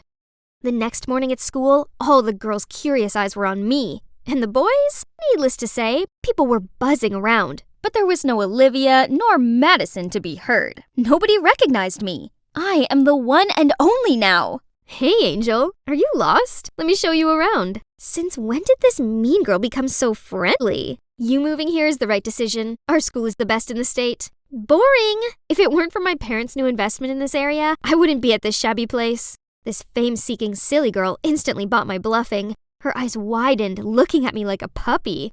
Then she did everything I asked her to. Buying me sodas, carrying my bag for me, and even wiping my seat. Suddenly, Alicia walked over and nudged Zara. Where have you been? I told you to get me a latte. And who's she? Oh, this is my new bestie. And you should go get your latte yourself, as I'll be busy showing my friend here around, right? Alicia's frown face was a picture. What a solid friendship these mean girls have. But the fun had only just begun. As the teacher did a roll call, I raised my hand up at the sound of Madison Lewis. The whole class gasped, and you betcha, Alicia and Zara's bewildered faces were hilarious. Didn't see that coming, huh? By recess, the whole school had heard the breaking news. Me, Madison, just got plastic surgery. Some were showering me with flattery, while some just kept judging the size of my eyes or my nose bridge, blah, blah, blah. But no one compared me to Olivia anymore. They just forgot about my famous twin sister. That's all I need. Madison is unique. Ouch! What's wrong with you? Are you blind? It was you going the wrong way, Madison. He looks so familiar, but I still can't think of his name. It's Dylan. Have you seriously forgotten my name already? That's right. My old neighbor Dylan. His family must have moved back to town again. But how could you recognize me right away? You look a bit different, but I can still tell from your voice. Forget the past. I'm the new Madison, the best version of Madison. Then I walked away from him. Now I'm finally free to do whatever I want without being compared to Olivia. I easily got that cheerleading captain title. From this spot, I can see all the impressed spectators and Zara's look of fury. She was the former captain who got dethroned by me. Then I went on and won the school beauty contest too. Alicia's boyfriend, Sid, even dumped her to chase after me. Who's the loser now, girl? But of course, a jerk like him didn't interest me, so I bluntly rejected him in front of everyone. One afternoon while I was going home, Sid jumped out of nowhere and blocked my way. Babe, girls are lining up to date me, but I picked you. Be my girl and you'll see. Come on, just one dinner. Let go of me! Suddenly, a big-looking guy rushed in, scared Sid off, and then offered to take me home. He introduced himself as Isaac, and turns out we were in the same chemistry class. Oh God, how come I never noticed this handsome boy? Probably chemistry had sucked the life out of me every time I entered that lab room, but it's okay. We can rebuild our chemistry here now. After that day, we texted each other all of the time, and a week later, we became an item. Fast, yes, but when you know, you know. Isaac took care of me during workouts, waited in the salon for hours, and even kept me updated with fashion trends. He's just perfect. But one time, when we walked hand in hand at the mall, I caught sight of Dylan's cold face. I suddenly felt awkward and tried to avoid his gaze. Strange. But why bother? Isaac and I were too busy discussing our upcoming plans anyway. I finally released my second video, and no one mentioned Olivia. But Gigi, Bella, Lily, Maymac? Now they're seeing me like those hot girls? Ridiculous! And talk kept coming about how I look like other stars. Maybe she brought their photos and asked the surgeon to copy them, but no way can replica compete with the original. Still, isn't it better to resemble your own sibling than being some stranger's copycat? So, did I really look like a carbon copy of someone else? Again? I rushed to Isaac. He's the only one I can trust. Just a little, babe. But if you don't like it, there's always a way. So I continued to undergo many other surgeries to find the perfect, unique Madison. Isaac was always there to encourage me. He was the one who suggested what part I should fix next. Sharper jawline, thinner nose, fuller lips. He has an eye for this, right? Seems like your eyes still need some fixing. I'll take you there next week. More? I know Isaac only wanted the best for me, but after pouring my fortune on endless plastic surgeries, I was completely broke, and no way would my parents agree to lend me some. Why not ask Isaac, you wonder? I can't do that. I'm not a gold digger. The surgery appointment was coming up, but I still couldn't gather enough money. What to do? What's wrong? Fighting with your guy? Desperate to offload, I blurted out my problem. So, could you help me out? I'll pay you back as soon as possible. I don't know why you think you need all this surgery. If Isaac really loved you, no way would he make you do this. Let me knock some sense into this dude. Dylan seemed so mad. I tried to pull his hand, but to no avail. Thank goodness someone blocked him. That's Olivia. I don't know what she said, but Dylan calmed down and went inside. Then Olivia walked towards me. You're already so pretty, Madison. Don't mind what others say. You guys don't know me at all. I'd rather be weirdly ugly than be pretty, but look the same as someone else. I don't want to be a copy of anyone. Then I stormed off immediately. Waking up after a restless night, I was reaching my phone to call Isaac, then saw an envelope of money on the nightstand. Is this from Olivia? Why did she... Never mind. No time to think, else I'm gonna be late for my appointment. Look, my face has healed just in time for my graduation ceremony. Pretty, huh? But I haven't been able to bring myself to be happy at all, as it's been over a month since Isaac ghosted me. After the eye surgery that day, Isaac insisted I have my nose fixed too. I said I needed more time to recover, but he got annoyed and just left. I've been looking forward to this graduation, which is compulsory for everyone, so he won't be able to avoid me anymore. My parents came too, but probably for Olivia, and today's spotlight is definitely hers. Suddenly, the crowd surrounding my sister gravitated to something else. Hang on, Isaac? Oh my God. Standing next to him is a girl who looks exactly like me, and her dress is identical to the one Isaac once gave me. I rushed over to confront him, but he flung me away. Wow, how buzzing! Both the real deal and the knockoff are here. Can you even tell them apart, Isaac? Stop saying nonsense. My princess is the one and only. Hey, you really do look a lot like me. Who are you? So after countless surgeries, I was still a doppelganger? All I want is just to be myself, to be unique. Why is it so hard? I felt rage filling up my body. I ran to the restroom to calm myself down, but it didn't help because I overheard the truth. Isaac and Naomi broke up when she moved abroad with her family. Guess she's back now. Yeah, how much he must love her to do all this. Great, now I get it. Isaac only wanted me to get plastic surgery to look like Naomi. But once his ex is back, he threw me away like a broken toy. So the gossip girls at school are definitely not missing out on this chance to mock me. Girls, stop! My sister, it's you who needs to stop. Don't you know you're the cause of everything? Calm down, Madison. It's completely normal to look like someone. To me, and to your family, you've always been the one and only Madison. No! I've never been seen as the only one! Then I told Dylan everything I'd bottled up inside, why I absolutely needed plastic surgery, why I was so obsessed with the fact that I resembled my sister. Everybody had always thought of me merely as Olivia's shadow. I never knew that's how you felt. I'm sorry, Madison. We are such bad parents. Startled, I turned around to see everyone. Madison, I've never looked down on you. I only thought I could use my reputation to make things easier for you. We always try to do the best we can for you two. We thought this change in appearance was what you wanted. If only we'd realized the painful reason behind it. Oh, wow. They actually cared this much about me? I cried even louder and ran straight into their open arms. Maybe Dylan was right. Maybe I really am special just for who I am, not for what I look like. The next day, I went to school to clear out my locker. High school is over. Now I can shake off all the bad memories I had here. Let's start things anew. Oh? Finally found you. Naomi, right?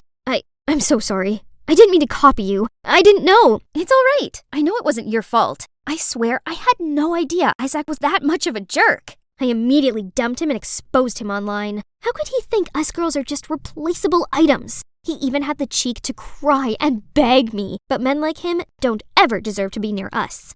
I thought you'd be angry with me. For what? Madison, I'm truly sorry for what you had to go through, but everything has a bright side to it, don't you think? What do you think about having another twin sister?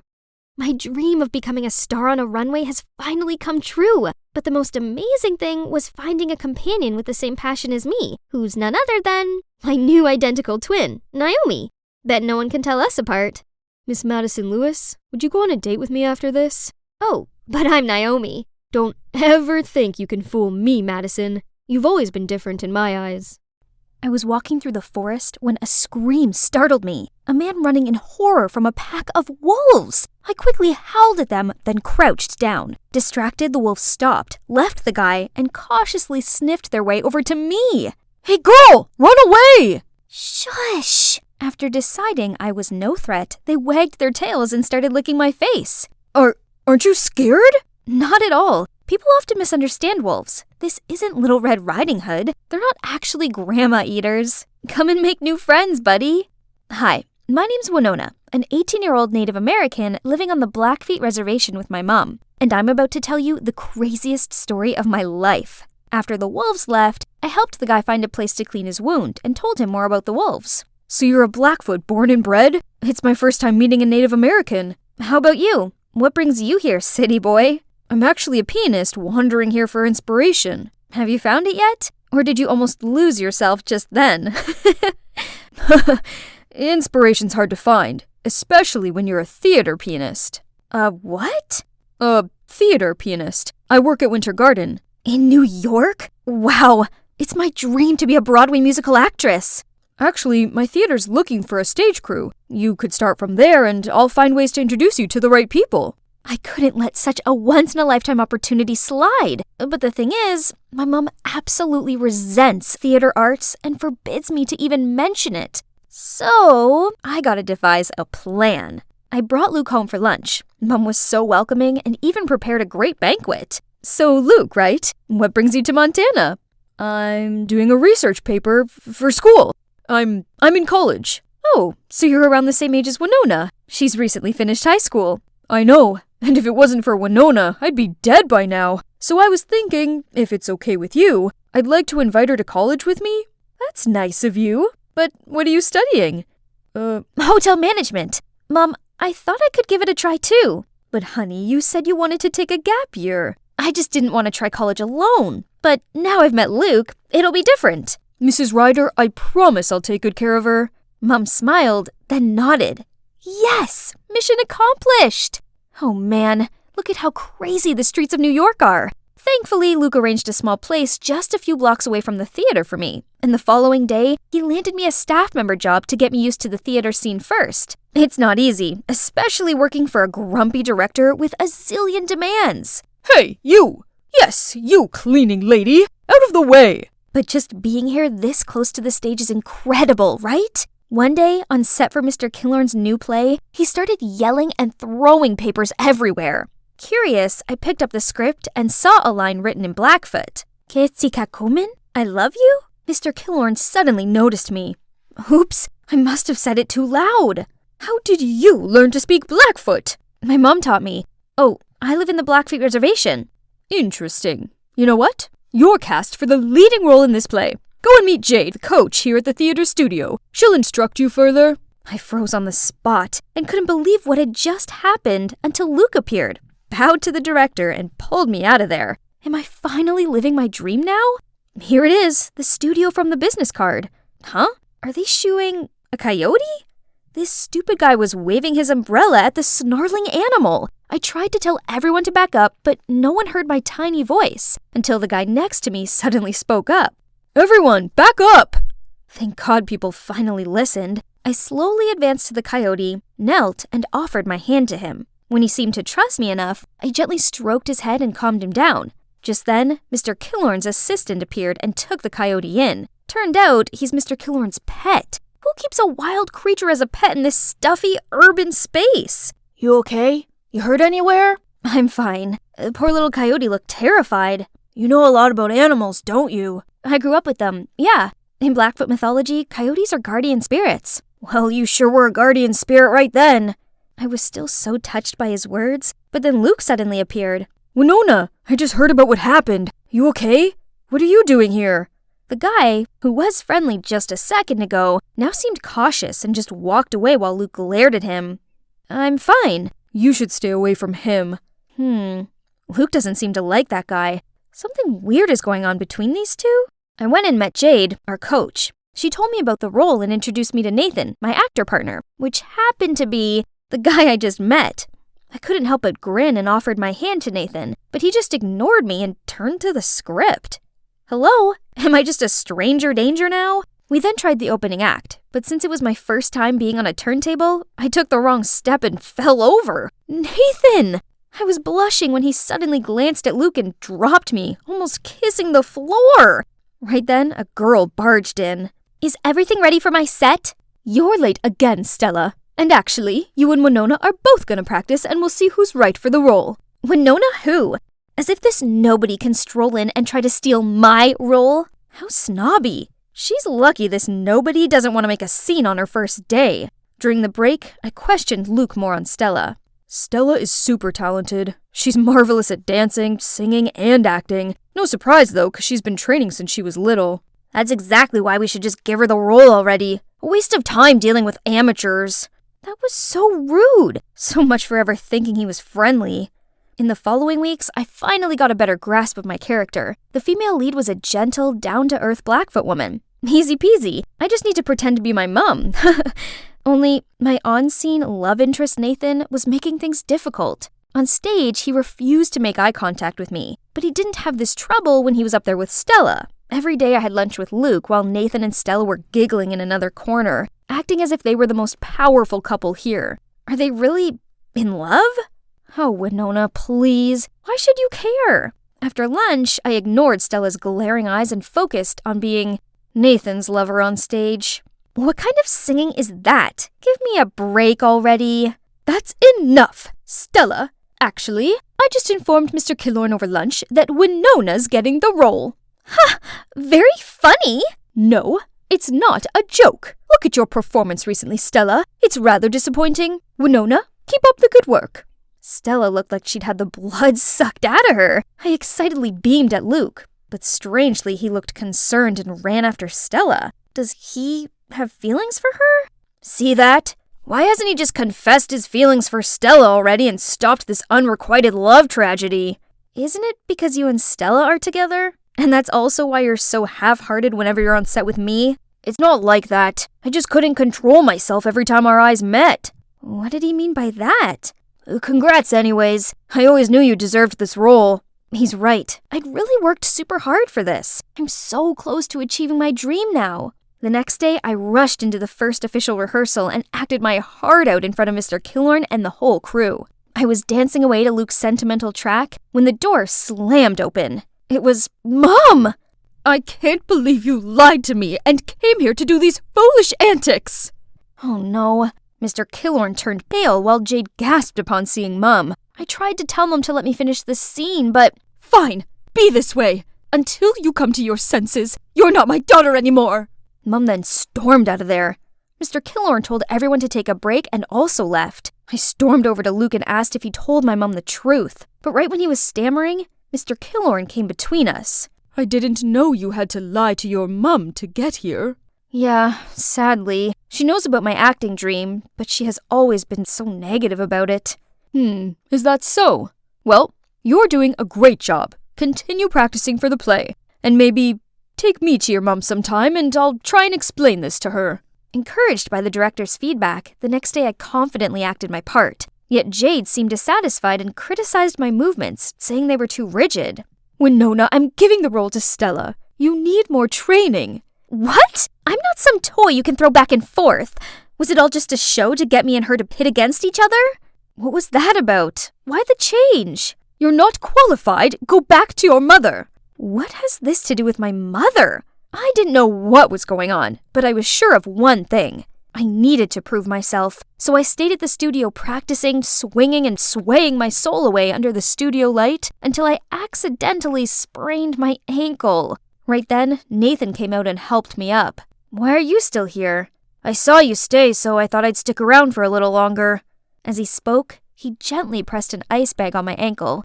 I felt the butterflies flapping in my stomach, but suddenly remembered his attitude before and pushed him away. Ready to stand up, just to fall into his embrace again. You must think I'm so hot and cold, but I just didn't want Luke to misunderstand anything. What do you mean? We're just friends. And what's up with you and Luke? Then he told me how he and Stella were the best of friends back at acting school until Luke appeared. Luke was instantly attracted to Stella and asked Nathan to set them up. Nathan, of course, happily agreed. However, the next day Stella suddenly expressed her feelings for Nathan right in front of Luke. Luke didn't take it too well and thought I was messing with him. He's resented me ever since. So, you and Stella are just friends? We are. Stella might appear childish, but she's good-natured. She's dealing with a lot inside. I've just been watching over her. But right now, she's gonna have to learn to stand on her own since I think I've met my guardian spirit. His guardian spirit? We were so close, I swear we were almost kissing. But I quickly pulled away, saying I gotta go practice. The final rehearsal is my only chance to get my role back now. I showed up just as a substitute today, but when everybody was ready to rehearse, the only person missing was Stella. No one seemed able to contact her, and the director was growing impatient. Jade had no other choice but to push me onto the stage. Luke didn't seem too happy with this replacement, and suddenly played the piano much faster than expected. Flustered, I took a deep breath and let myself float naturally to his rhythm. During the intermission, I asked Luke what that was about. Drop it, Winona. I already knew. You got in here all thanks to your director dad, yet you fooled me with your little story. It's you who forced Stella away from her chosen role. Who's my dad? Mr. Killorn? Right then I was called for the next act. Still puzzled by what Luke said, I couldn't focus on my part with Nathan. Suddenly I heard Nathan scream my name and leapt to push me to the side. I fell on the floor and saw the massive chandelier land on Nathan. Everybody rushed to check on us, and among the crowd came, Mom? We were all waiting for the doctor to check on Nathan when Luke suddenly spoke out. I'm sorry for what I said, but Jade told me Mr. Killorn is your dad, and you guys forced Stella to drop her role. Mr. Killorn and I both gave Mom astounded eyes. Winona's my daughter? That's right, Andrew. But don't worry, as soon as Nathan's recovered, I'll bring Winona back home and will not bother you and Jade again. No, you've got it all wrong. Why didn't you tell me about our daughter? Jade said if I told you, she would harm Winona. Wait, does this have anything to do with the accident? 'Cause right before the act, I saw Jade talking to a crew member who set up the stage for Nathan and Winona. I'll get this looked into at once. So, this play about Andrew and a Blackfoot woman falling in love, is it about you and Mom? Mr. Killorn didn't reply, but looked at Mom tenderly, and she burst out crying. Right then, the doctor came out, saying we could visit Nathan. Luke quickly pulled me aside, leaving the adults there. How are you feeling? Any discomfort? You're not mad at me anymore? Yeah, sorry for being a jerk. It's alright, dude. Go find Stella before she leaves. She said she was sick of being thrown around. She's taking a leave to reassess a few things. But why me? Aren't you We're just friends. How many times do I have to tell you? Luke didn't even wait for Nathan to finish and rushed out of there. I wish them a happy ending. And it's indeed happy endings all round. Not only for Luke and Stella, who are now officially an item, but also for Mom and Mr. Killorn. Or should I say Dad? Our family has finally reunited. On the other hand, Jade vanished as soon as her schemes were out in the open. Turns out, all of this was because she'd been in love with my dad for years. So back when Mom was dating Dad, she told her lies about him to get her to leave. Furious that both Mom and I were back, she decided to make us go for good. Dad helped me get a spot in the theater academy in New York, but he misses Mom lots, so always makes excuses to bring me and Nathan back to Montana. You guys need more inspiration, right? New York's just all hustle and bustle. So, how about we move the studio back here? Nathan, what do you think? I don't know, but wherever you are, that's where I'll be. How long is this gonna take? So much for taking care of me. Lex, starting today, I'm locking your phone and laptop away. Cruel! Isn't one leg cast enough punishment? Excuse me, you don't deserve to have a say in this. If you hadn't bought our daughter that death trap motorbike in the first place, she'd still be intact. Yeah, sorry for making sure she doesn't grow up boring like her mom. Yeah, another lecture on how irresponsible I was eventually turned into a quarrel between Mom and Dad instead. They stopped only when Mom needed to leave for her business trip in Egypt. I'm done arguing with you. I have a flight to catch. I've got my eye on you, young lady. All the way from Egypt? That's kinda hard. Well, at least Dad's here, so I won't be by myself. The next morning, I woke up to see a note stuck to the fridge. Alex, I'm shooting my new movie in Spain for a few months. There is a strict no-phone policy to avoid leaks. So if it isn't urgent, don't call me. Love, Dad. Seriously? Choosing work over me? Why am I still surprised? That's when you have a world-famous actor dad and an award-winning photographer mom. They're rarely home, and whenever they are, they're constantly at each other's throats.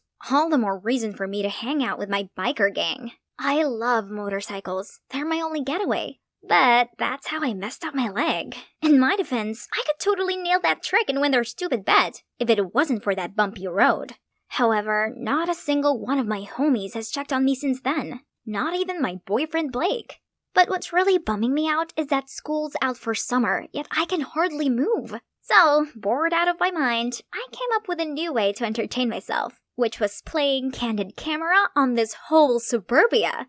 Thanks to my mom's camera, I had eyes on the newlyweds Cunninghams on the right, the Carpenters on the left, a few other houses, and, tiny Timmy across the street. I swear to God, I almost thought some hunky guy had just moved in. My childhood friend Tiny Timmy had officially grown into Timothy. He looked just like a muscular version of Timothy Chalamet. Then Tim suddenly sat up and we accidentally made eye contact. Awkward. Looking good, handsome?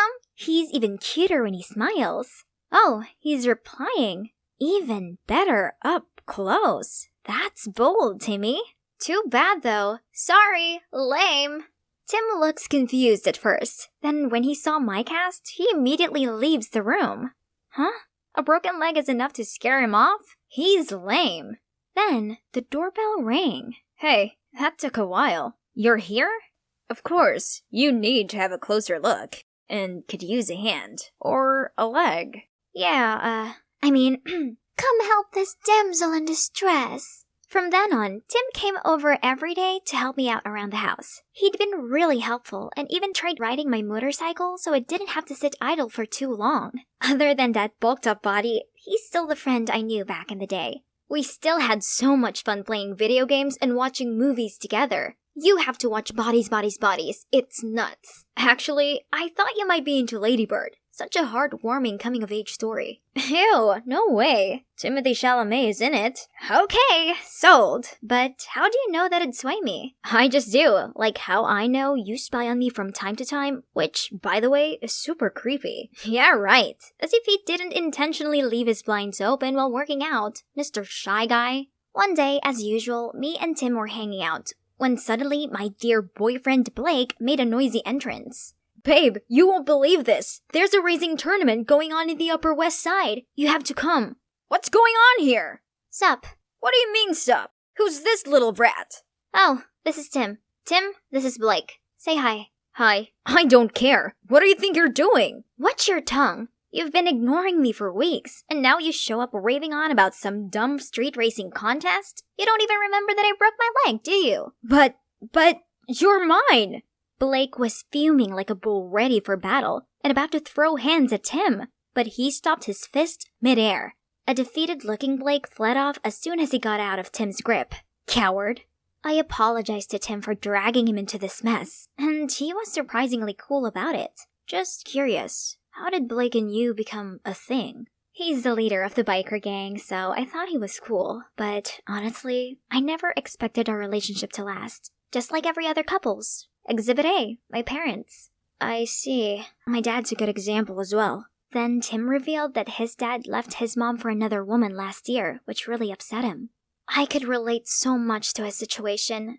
Maybe being locked up at home wasn't so bad after all, since we had the chance to catch up on everything. But the following morning, when I was chilling in my room, something horrible caught my eye. Something blonde. It looked like she was returning a hoodie to Tim. What kind of friend borrows a hoodie and acts like that around each other? Let's see what he has to say for himself. Who's that blonde? What was she doing at your place today? What? Who? She might look like strawberry shortcake, but don't be fooled. Whatever love you two might think you have will soon fade. That sweetness will turn sour in no time. Tim just burst out laughing. What's so funny? What made you think so? You don't even know Annabelle. Don't believe me? See for yourself.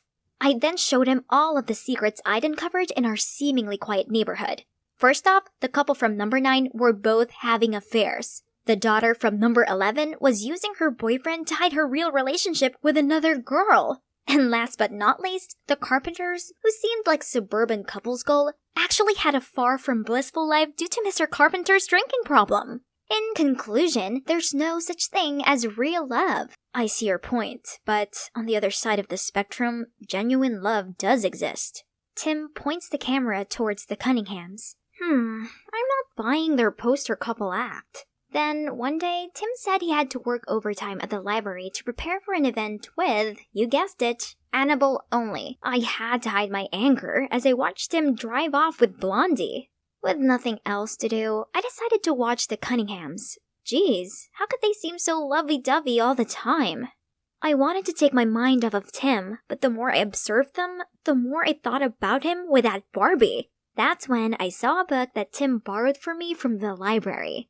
Looks like it's time to return it. I Ubered there, but there are many people here as well. Why did Tim say that the two of them would be here alone? Tim's face turned into the scream when he saw me. Didn't think I could get this far? Hi, don't mind me. I'm just here to return this. You should have just given it to me. Oh god, no. I can see that you're busy with Annabelle, isn't it? Yeah. How do you know my name? Oh, let's see. You remind me of that creepy doll who's also an absolute nightmare. Tim then immediately dragged me away. See? He's caring for me, not you, Annie. However, the fun was interrupted right away when I saw Blake outside. Time for you to pay.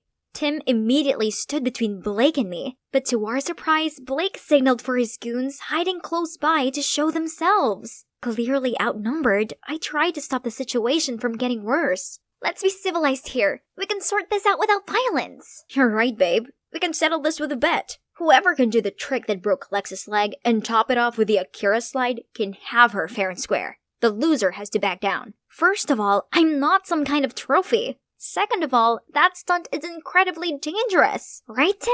Sounds worth it, though. Have both of you lost your minds? Tim went first, and even though he flunked it, he managed to land without a scratch, while Blake landed on his face. Of course, that fiasco got the whole gang so embarrassed, they scrammed immediately.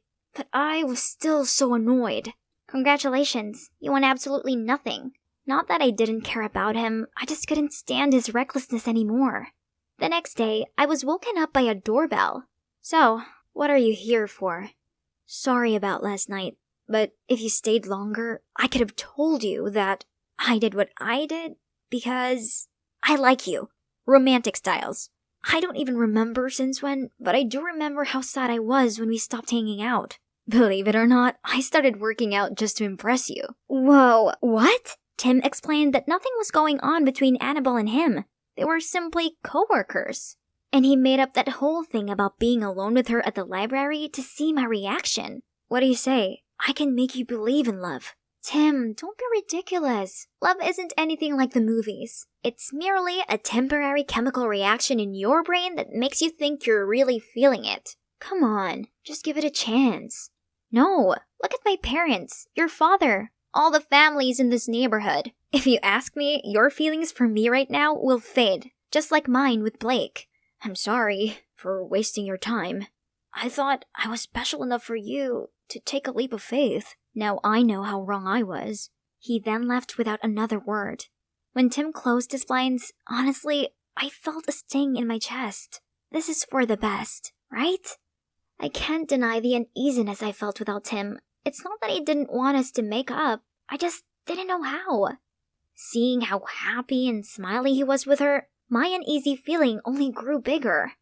Is this what they call love? No. It's not real. Happy-looking families are not actually happy, and the Cunninghams are just good at faking it. What's that I'm hearing? Are they fighting?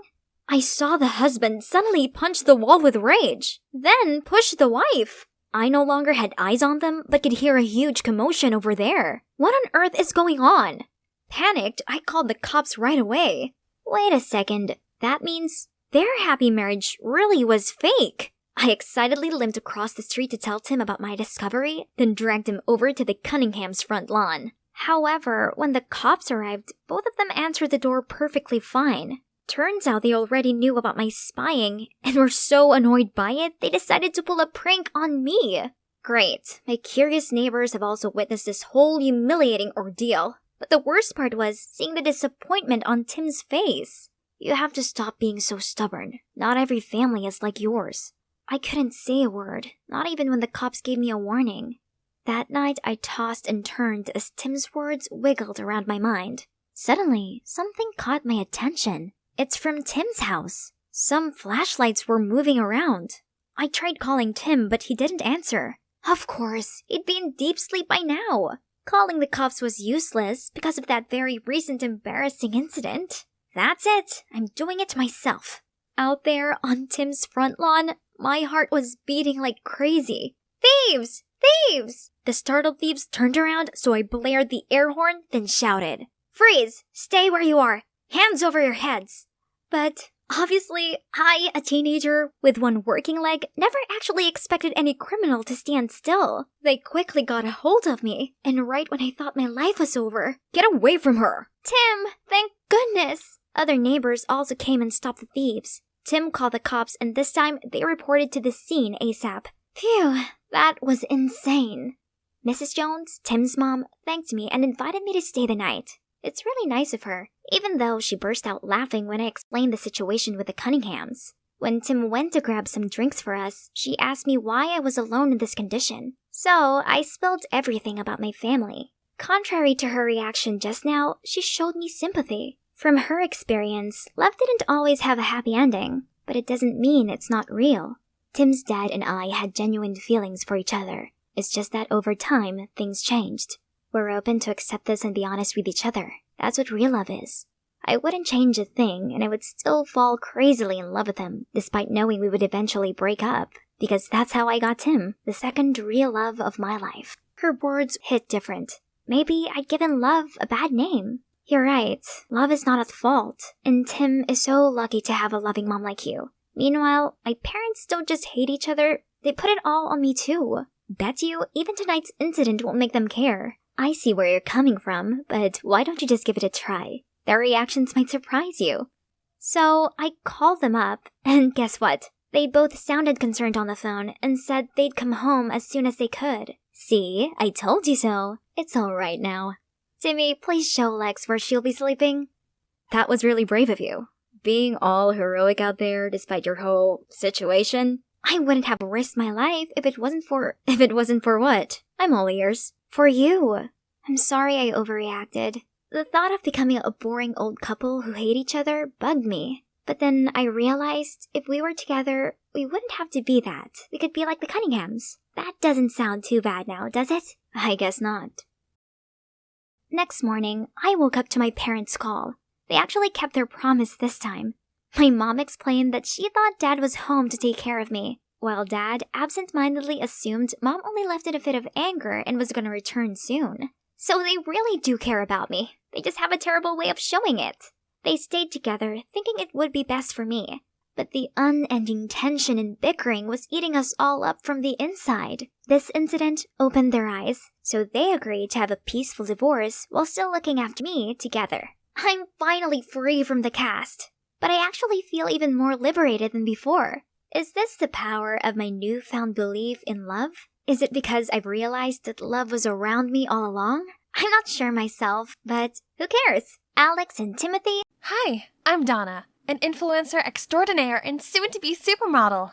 My family are my biggest supporters. Look, there's my sister Charlotte. Even though my parents are busy running the family corporation, they buy me whatever I want. This includes this spectacular dress for the upcoming Elite Model Look contest. Girls, get ready. We're eating out tonight. Yay! Charlotte just helped Dad secure another business contract, so it's time to celebrate. At the restaurant, Mom, Dad, and Charlotte walked ahead while I showed my 329,587 followers around. My fans even commented that I should compete for Miss USA. Suddenly, someone bumped into me, causing me to drop my phone. Oh no, my live stream's ended, and it's all his fault! Idiot, you ruined my live stream. Now my fans will think I'm rude and unfollow me. Are you walking with your eyes closed? Sorry, I didn't mean to. Let me make it up for you. Donna the Fabulous? Okay, you've just got one more follower. What a jinx. He better stay out of my sight. But as soon as I reached our table, I saw his face again. Why is he here? Donna, this is Matthew, our new finance director. Oh, how important. But not as much as live streaming, right? Who does he think he is? Charlotte even laughed at his stupid joke. Speaking of which, Donna, you're going to study business from now on. Time to stop those modeling, live streaming things. What? But why? You've always supported my dreams before. But Dad just ignored me and chatted with Matthew. Dad was being so unreasonable. Everything was fine until that Matthew guy showed up. Charlotte comforted me and suggested we attend business classes for me while I prepared for the modeling contest. What a brilliant idea! Oh, I love my amazing quick-witted sister. I then put all of my focus into practicing for the contest. But Matthew kept on disturbing me with his nonsense. He even sent me a picture of wedding rings saying, "Are these okay? Think they'll match us?" I frantically called him to ask him what all the gibberish was about. Hasn't your dad told you yet? We're getting engaged and taking charge of the company together. What on earth is this guy saying? Since when was I expected to marry some guy I barely knew and take over a business I had no interest in? Dad should have some explanation for this. Upon arriving home, I confronted Dad, but he just sighed and said he was planning on telling me himself. But you can't just dictate my career and who I marry. Donna, I only want the best for you. But Dad, Donna didn't even attend her business classes and is still indulging in her nonsense fashion club. How can you expect her to handle the company? Oh no, why is she telling him that? Was she trying to help me? She's right, Dad. I have no interest in business at all. I can't. If that's the case, then you can start as vice president and get some hands-on experience. And you, Charlotte, you'll be Donna's personal assistant and support her. No! This is not how you want it to turn out. Dad used to love us both, but now he didn't even listen. Ugh, yes, Charlotte, my savior. She would surely know what to do. I can't believe it. I've tried so hard to prove myself, only to have everything given to a simple-minded fool like you. Simple-minded? That's what you really think of me? Well, I guess I just gotta take my new position to show her how simple-minded I am then. So the next morning, I dolled up and strutted to the company lobby under a different name, Miss Vice President. Ha! Look at those gawking eyes wishing they could escape from the boring suits. Matthew was there too, and was he laughing? Suddenly, my heel got tangled up in my dress, and I tripped over. What a disaster! Matthew offered me his hand and asked if I was okay. Who needs his help? And all the silly chatters? Just wait and see. And by that, I mean now. Matthew introduced me to the company's core members and announced some new strategic goals for the company. ROI, margin, accounts. Geez, what kind of language is he speaking? After what seemed like an eternity, he asked if anyone wanted to add anything. Aha! I, of course, couldn't miss a chance to show my leadership. This office is seriously lacking some colors. Violet blinds would be a good start, and some motivational pictures really help boost productivity. Oh, you mean putting up motivational quotes? Oh, please no. Motivation comes from the all-time fashion greats. You know, Bella Hadid, Tyra Banks, Kendall Jenner. Everyone gawped at me while Charlotte furiously signaled me to stop. Everyone here is so boring. Alright, I'll stop then. My first day was then followed by tedious meetings and schedules. Everyone was talking gibberish and making me sign a bunch of papers. But every cloud has a silver lining, and for a foodie like me, that's dinner meetings. These people really know how to enjoy life, don't they? But before I could even have my first bite, they all started asking me about proposal this and project that. Fortunately, Matthew was there to save the day. Honestly, he seems pretty good at his job, and he's quite attractive when focused. Oh yeah, work. I gotta contribute my own talents at work too. So, the next day I put the sign on my door, then sat back and watched my favorite fashion show. Ooh, look at those dazzling dresses. One day, I'd be walking the runway in a gown like that, not sitting here surrounded by confusing numbers and papers. Later, when I opened the door, an endless line of people was already waiting for me. Jeez, can't this company with all these brilliant brains function without me? Right then, Charlotte came dragging me away. What happened? Oh gosh, I didn't know that my computer was connected to the meeting room's projector, so everyone had been watching Project Runway with me. Matthew was in the conference room too. Why didn't he fix it? Okay, everyone. We should thank our cute boss for giving us a lot of ideas for our problems. He finished the meeting and let them out, but Charlotte was still standing there fuming at me. Cute? There is nothing cute about it. Don't get any wrong ideas that he likes you. Wait for me, Maddie. What is with that attitude? Oh, right. I've seen the gooey-eyed look she gives Matthew. Does she have feelings for him?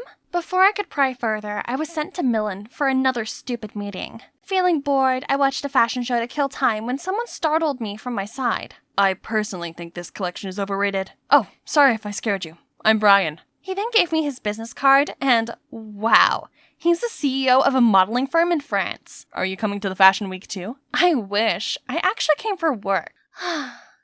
What a pity. There's a modeling contest this week. I can tell a true beauty like you is destined for the crown. I missed so many chances to be on the runway. If I make it this time, maybe Mom and Dad will see how serious I am about modeling. This is too amazing of an offer to refuse. Brian, I'm coming with you. At the show, I made sure my phone was off so I could truly immerse myself in all the glamour of the newest fall collection. Brian then kept his word and took me to the audition. I was super nervous at first, but unexpectedly, everyone else looked so amateur. Meanwhile, I strutted like a pro, confident that this time I would get an offer. But for now, reality was calling. As soon as I turned on my phone, a zillion missed calls from Dad and Matthew popped up. This screamed trouble, so I quickly got Brian's contacts and returned home. There, Charlotte went all banshee shrieking mode on me, accusing me of being irresponsible and selfish for skipping the important meeting. Dad, if you don't do something about this, Donna will destroy the company you've worked so hard to build. That's right. But instead of yelling at her, you should have been there to help out. I'm so disappointed in you, Charlotte. Oh God. Charlotte's face turned pale immediately. Dad should be scolding me, not her. Feeling a little bad for Charlotte, the next day I went to talk to her, but it sounded like she was arguing with someone inside. I walked in to see Matthew sitting there with loads of pictures of Brian and me. We're still, in Charlotte's words, it looked like we were dating. A few photos can't change the fact that we're getting engaged. He then grabbed my hand and pulled me outside, leaving a stunned Charlotte behind. How are you so sure that I'm not seeing someone else? It's just a feeling.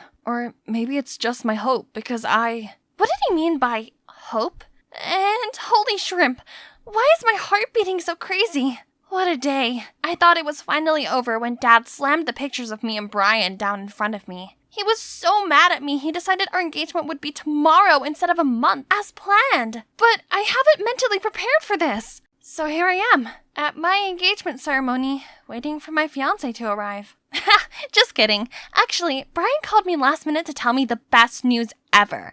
A fashion brand had chosen me as their ambassador. I needed to fly over for some paperwork.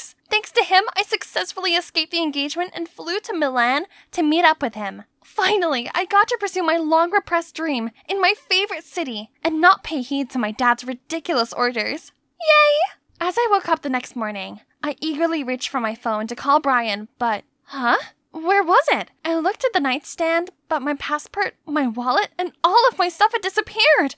I dashed to the reception asking for Brian's room, but they all shook their heads saying there was no one by that name staying there. Frantic, I used their computer and checked the website for his phone number, but it kept saying error. Then I looked up any information about the contest, but found zilch.